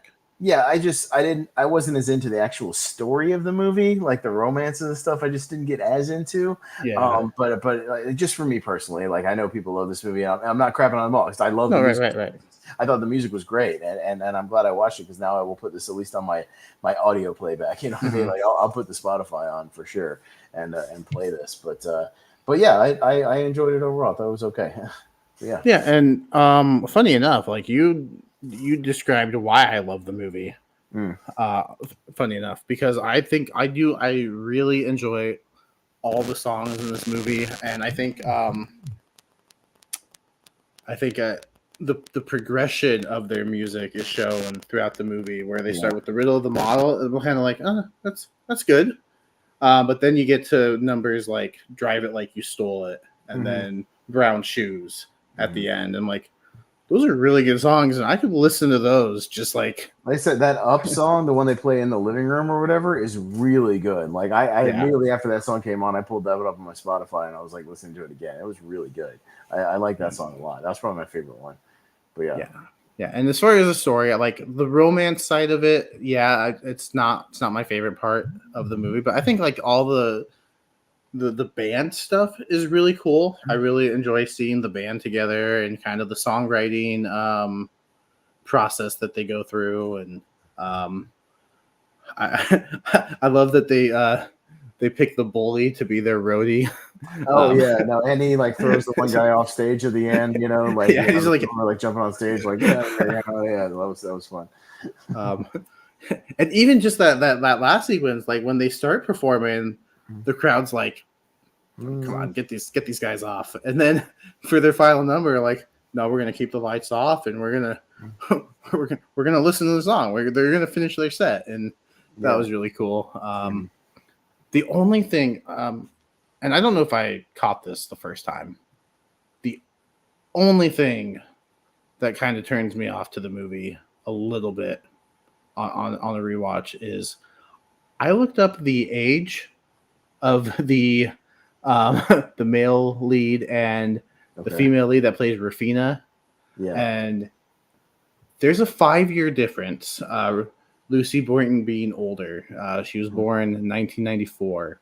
All right. And then the guy that plays Connor was born in 99. And this movie was released in 2016. Yeah. So I'm thinking like, well, when was this movie made? Like, what is? Because that's like an adult and a teenager. Yeah.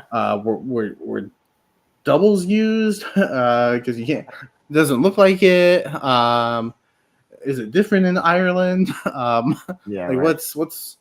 what's going on there? That's the only thing that on the rewatch I'm like, yeah, like the romance is a because in the movie she's only a year older, Right. but the actors are like not, Yeah. and I'm like that's it's kind of weird. I thought the ending was weird Yeah, when spoiler alert a little bit for Sing Street or fast forward about 30 seconds, but right. they just like get in this little tiny boat and head off in the ocean. Oh, we're going to Wales. Yeah, Weird. I was just like, you can take a train, right? Like, I was like, it was just strange. Oh, we're just gonna get this little tiny boat that looks like it would get shredded in the ocean. Like the thing right. is tiny. Like we're gonna take it just across the English Channel. Okay, sure. Good luck with that. I thought that was weird. I thought it might be one of those weird sequences where maybe it was like a dream or something, like or it wasn't actually real, and then it was actually real. Like I thought that was strange, but I don't know. I still really enjoy the movie. It did go down for me Okay. on this rewatch, but I still really enjoy all the music in it. Yeah. And yeah, it's still it didn't drop too much for me. In my personal rankings, it did drop about 10 spots. So I'm Okay. looking at my list, and I'm like, oh no, I'd probably prefer this one to that. I'd prefer this one to that. But like I was still tapping my feet to the music and bobbing my head. And shout out to Jack Rayner who plays the brother. I think he's great. He's in Midsommar. That's where I knew him from. Yeah. He's kind of the guy that the boyfriend in Midsommar. Yeah. Yeah, he was like the only face I recognized the first time I watched it, because I didn't watch it when it came out. I was a couple years late to it, but yeah. So no, I know that I've brought it up on Tournament Fights, but I haven't really been able to talk in length about it. So that's one of the reasons I wanted to bring it up here, is because I have been pretty high on the movie, and I was a little surprised to see that like my feelings on the movie went down a little bit on this most recent watch, because maybe I don't know, like maybe I was just like super high on the music, and I was like, that's what I was remembering the most. Yeah.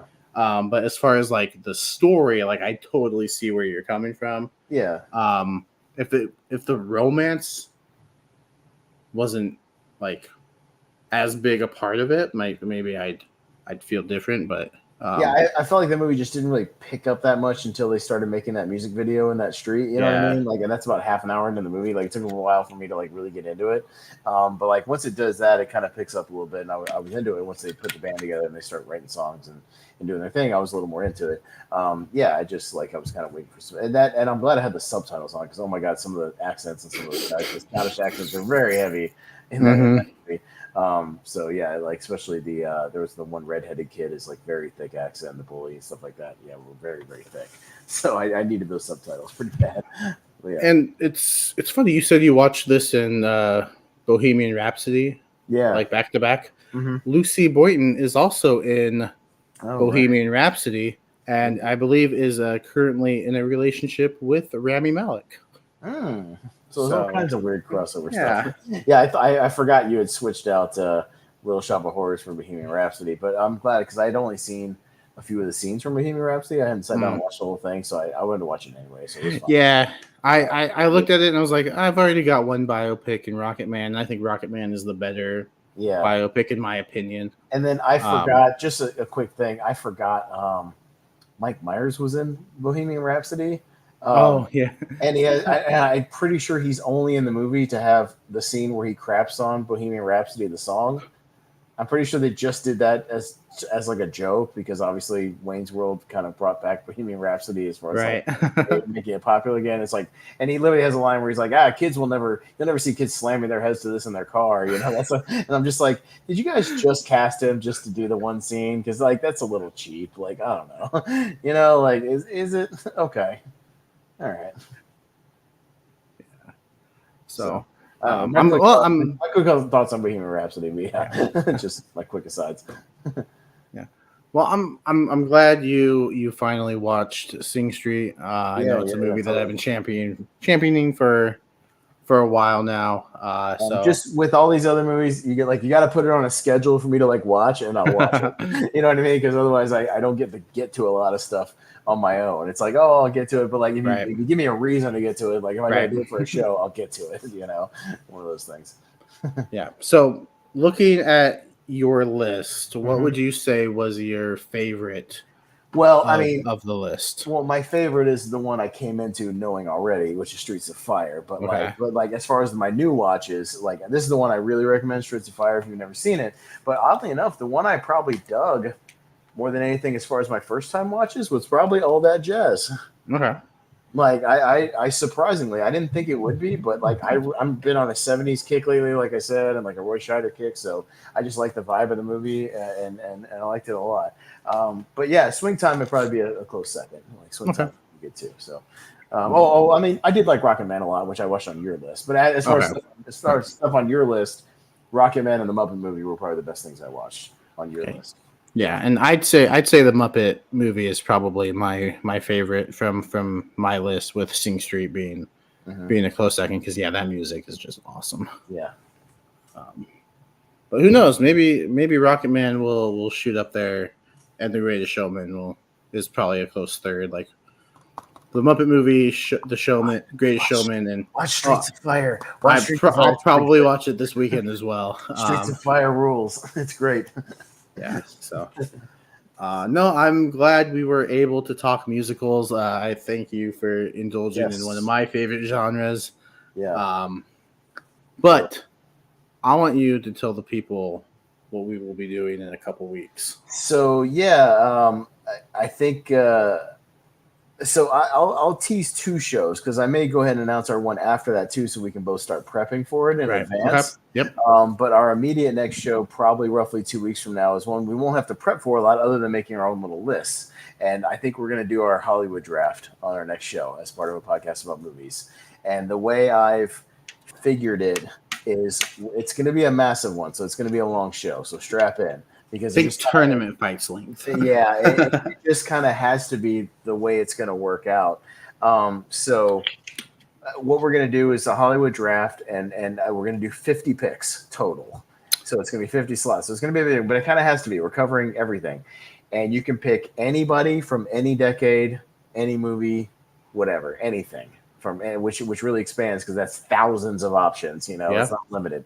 So we figure 33 slots, and you'll see when I'll get to the reasoning for 33 slots for actors, actresses, so that you can pick A-list people, you can pick supporting people, you can pick character actors, you can pick child actors, and you can even specify what decade you're picking from. If you can pick Macaulay Culkin circa 1990. You know what I mean? You know what I'm saying? Like child star Macaulay Culkin. So, for example, 33 actors, 12 directors. I figure that gives you enough to get enough of a variety of directors. Yeah.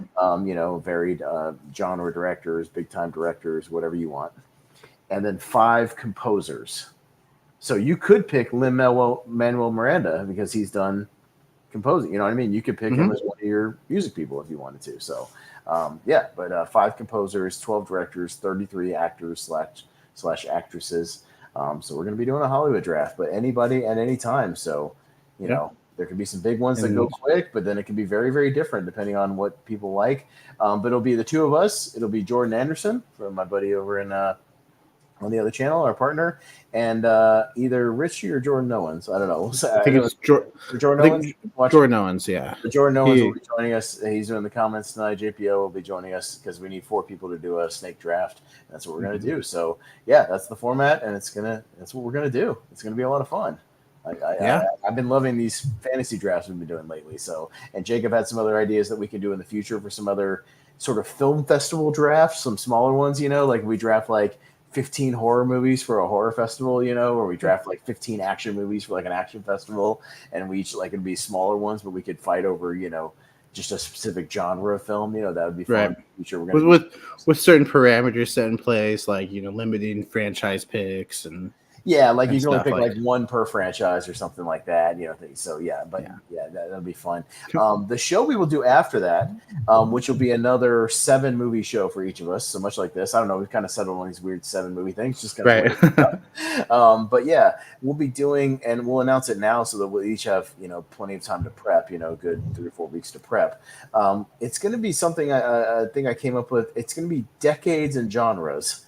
One for each decade. So the way that's going to work is I picked out 7 genres. So drama, horror, sci-fi, action adventure, mystery thriller, comedy, and Western. So, and what we did was I said 30s through the 90s, one for each decade. You got to assign one movie per decade in each genre, but you can only use the genres once.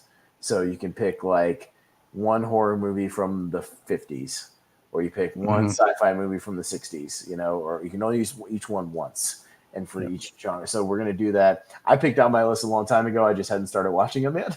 But if you want an example, Same. if you want the ones I'll be doing, I can list them off right now. So for instance, the 30s, I'll be doing a horror movie, The Island of Lost Souls, which is kind of the original version of The Island of Dr. Moreau. The 40s, I'm going to be doing His Girl Friday, which is kind of a screwball comedy from the 40s. 50s, Forbidden Planet, which is my sci-fi pick, kind of 50s sci-fi pick with Leslie Nielsen in the starring role. Oh, Before he was, a comedy guy. The 60s will be a drama called The Cincinnati Kid with Steve McQueen that I'm going to watch that I have on a Blu-ray set. I want to check it out. Kind of a gambling drama. 70s, I'm going to watch a Western called Take a Hard Ride, which is like a blaxploitation Western that I'm looking forward to. 80s, action film called Runaway Train, which I've been meaning to get around to that I have on Blu-ray. And for 90s, I'm going to do a trash thriller. There's a lot of 90s like erotic trash thrillers in the 90s. So there's one called The Last Seduction I'm going to watch with Linda Fiorentino and Bill Pullman. So I'm going to watch for my trash thriller of the 90s. So yeah, setting a different thing for each decade. So yeah, and then just to share my list as well.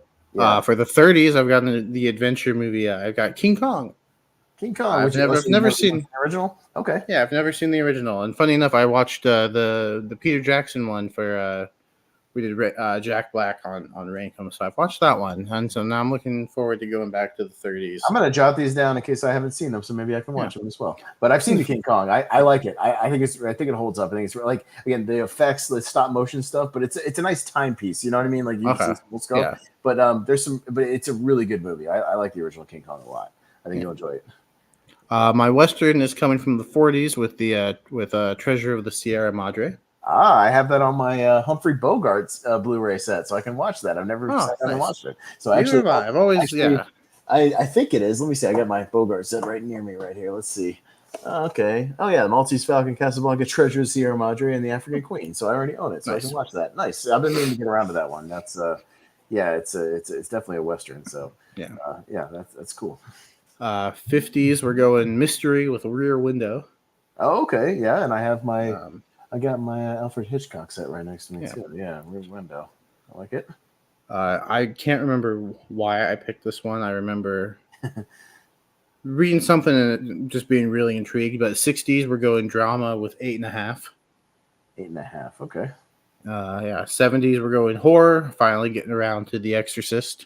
Oh, you're gonna watch I've never seen The Exorcist, so yeah. I'm interested to hear your opinion on it. I don't think it's that scary, particularly, at least today. When you watch it now, because there's been so many exorcism knockoff movies, you know what I mean? But this is definitely the original. But I do think it's a good movie. It's worth watching. So I mean, you definitely need to see The Exorcist at least once. That's for sure. Yeah. So wasn't it nominated for Best Picture? I think it was actually. It's one of the few horror movies that's ever been nominated for Best Picture. Yeah, because it was a big hit too. It was a big financial hit. Like a lot of people saw The Exorcist back in the day.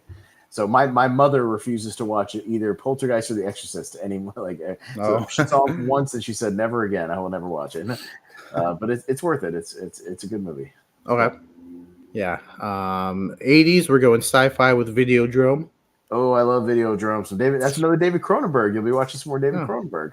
Okay. My third Cronenberg after Shivers and The There you Fly. go. So Videodrome is interesting. It's a bonkers movie. That's definitely one of those bonkers movies. Yeah, it's something.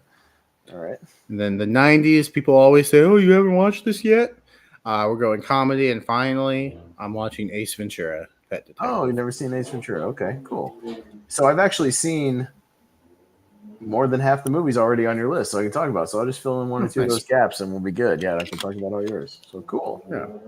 Well, So, yeah, that'll be a fun episode. Ace Ventura is a really funny movie. You will. I can't imagine you not liking Ace Ventura.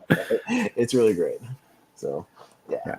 And I am not in the camp of Jordan Anderson as far as thinking that When Nature Calls is better than Maybe I'll watch them back to back. Yeah, I mean, if you want to, you can. If you feel like doing a double feature, I'd be interested to hear what you think of the sequel as well. So I mean, if you want to, if you're in a kick, I mean, he's very funny in it, and there's definitely really funny stuff. But yeah, I'd be interested to hear if you think it's as good or better. So yeah. So yeah, no, those are a fun couple episodes. Yeah, we've decided with all the prep time we have for these shows that they might not be every week. Yeah. So every other week is kind of the schedule we got, especially with how much other content there is on the channel and how much prep there is for those as well. With tournament fights and tier ranker, because if you're gonna talk about movies. And it's kind of helpful if you watch them. I got another Battleground match I got to prep for too, so I got to work in some movies for Battleground. So yeah, I mean, it's one of those things. Yeah, I got to work this stuff in, but yeah, we'll do that decades thing about a month from now, and as our thing. So maybe before I or maybe after I get back from being out of town with Jordan, probably something like that. We'll figure it out. Oh, that's right. Yeah, but we'll do the Hollywood draft before I leave, and we'll definitely do that one about 2 weeks from now for sure. Because that doesn't require a lot of prep. You just want to jot down some people you want to draft and some potentials. So that'd be fun. I've started my director's list. The actor list. I'm like, oh my goodness, that's gonna and it's interesting. You can draft anybody. I mean, you could draft Paul Newman. You could draft Charlie Chaplin. You can draft, I mean, Yul Brynner. You can draft whoever you want to from any decade. You know what I mean? You can draft old Jimmy Stewart. You can draft anybody. Anybody. Julie Andrews, Dick Van Dyke. You draft anybody you want. So I mean, that's definitely see where everybody's. That'll be also just be interesting to see who people drift towards. And making their own lists and see if there's any ones that it's like, oh, I was gonna draft that person. They were on my list. Because there may or may not be with how big it is. Overall. So that'll be fun. We'll do that. Yeah.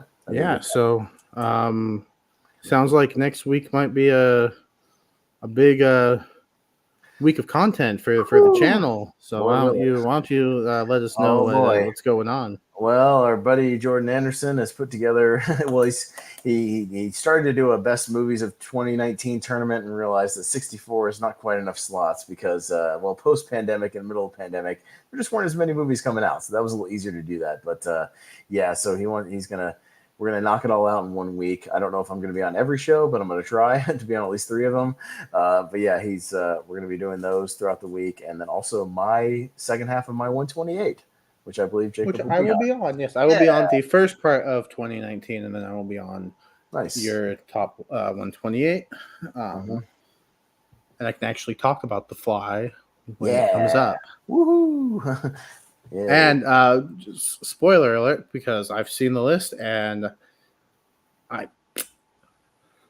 I've owned Gangs of New York on DVD for I don't know how long now. So I could have already watched it by now. I don't know why I don't remember owning it on I don't have a Blu-ray. I do have a DVD, but I think it's a 2-disc DVD. It actually tells you at one point to put in the second disc because that. Oh, really? Yeah. So actually, use both discs. You watch it on disc. So yeah. So yes, it's giving me a reason to finally watch Gangs of New York. Gangs of New York rules. I think it's one of the most underrated Scorsese movies. It's so good. It's really, really good. I love that movie to pieces. I think it's great. So yeah. So it sounds like I've got a good slate of movies to watch for the weekend. Gangs of New York for your episode, Streets of Fire and all that jazz as recommendations from this episode. And then there might be something we might try to squeeze in next week or next weekend. Maybe instead of a podcast about movies, we might do a double Amazon Prime review because I know there's some Prime movies that just came out. 13 Lives, the Ron Howard movie about the guys rescuing the soccer team stuck in the cave. Like they're the Ron Howard movie about that just dropped on Prime, as well as what's it called? Samaritan. Samaritan. Samaritan Yeah. with Sylvester Stallone, where he's like the superhero, the aging superhero. So yeah, those both. I think that one's dropping literally as we speak, like tonight, something like that. I think it dropped today. Yeah. Yeah, something like that. So, So we might jump on together, like not a full podcast about movies, but we might do like a double movie review. Just talk about the movie. So give us something to watch. So yeah, I'm looking forward to that. Definitely. Yeah, and then in addition to all the tournament fights that are going on next week, we will be back on Friday with the Lonely Marks, doing our predictions for both Clash at the Castle and All Out. And we're doing it on Friday because the finals or the semifinals of the trios tournament doesn't take place until Rampage. So, even though spoilers are out there, not everyone reads the spoilers or wants to know the spoilers for Rampage. Well, and you want to make sure nobody gets hurt right before the pay right too, and they have to change something. So yeah. Yeah. Which, even though we're doing our predictions on Friday, we might even be in the private chat on Saturday. Oh, this was added. Mm-hmm. What do you think? Yeah. Yep. But maybe not for Clash at the Castle, because that's airing at like 10 p.m. or 10 a.m. for me, which I believe will be 1 p.m. for you. So, yeah, I'll watch some wrestling with my breakfast on Saturday. Yeah, I'll be watching both those shows like the next day or 2 days after or something, because I'll be working when they actually air. Yeah, so I'm watching them later. Yeah. I won't be able to watch All Out live because I have a fantasy football draft that night. But the Monday after is Labor Day, and I don't have to work, so I'll just watch it on Monday. Boom! There you go. Yeah, that's gonna be fun. I always enjoy the predictions.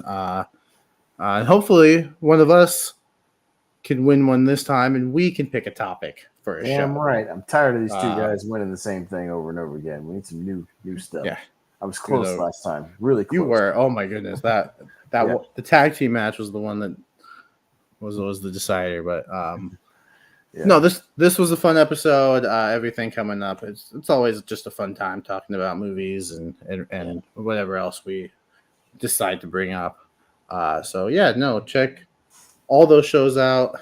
Check out the past content. We just did an episode of The Lonely Marks yesterday where we were just talking about some current events, and it's always fun to do every once in a while. And just a few hours earlier than this, me and Jordan did a podcast league. Now Jordan talked about movies he'd like to see sequels to. I talked about movies because I already did that with you, so I didn't do that. But I did movies I think I wouldn't mind a remake for, so I talked about that. So you can go check out that list. So.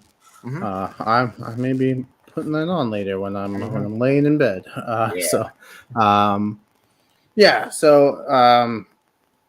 Like the video, share the video with your friends if you like what you hear, and if you didn't like what you hear, then share it with your enemies. And tell them, hey, these guys are really good. Ha ha ha. Whatever. And we don't always go live at the same time, so it's important to hit the bell because. Sometimes we're going live on Saturday at 3 p.m. in the afternoon. And sometimes we go live at 6:30. Or whenever we decide to go live for that movie review thing, we'll just be going live for it. It might just be some afternoon when we're both free. I don't know. Could be anything. Yeah. And I'm not throwing shade at Jordan Anderson, but he says 9 Eastern for tournament fights. And sometimes we're going live at 9:30 because, life happens. So it's important to hit the bell so you know when the videos start. But thank you for watching, Austin. It's been a pleasure as always. Join us in a couple weeks for the Hollywood draft, but join us on Sunday for tournament fights. Thank you for watching and have a good night.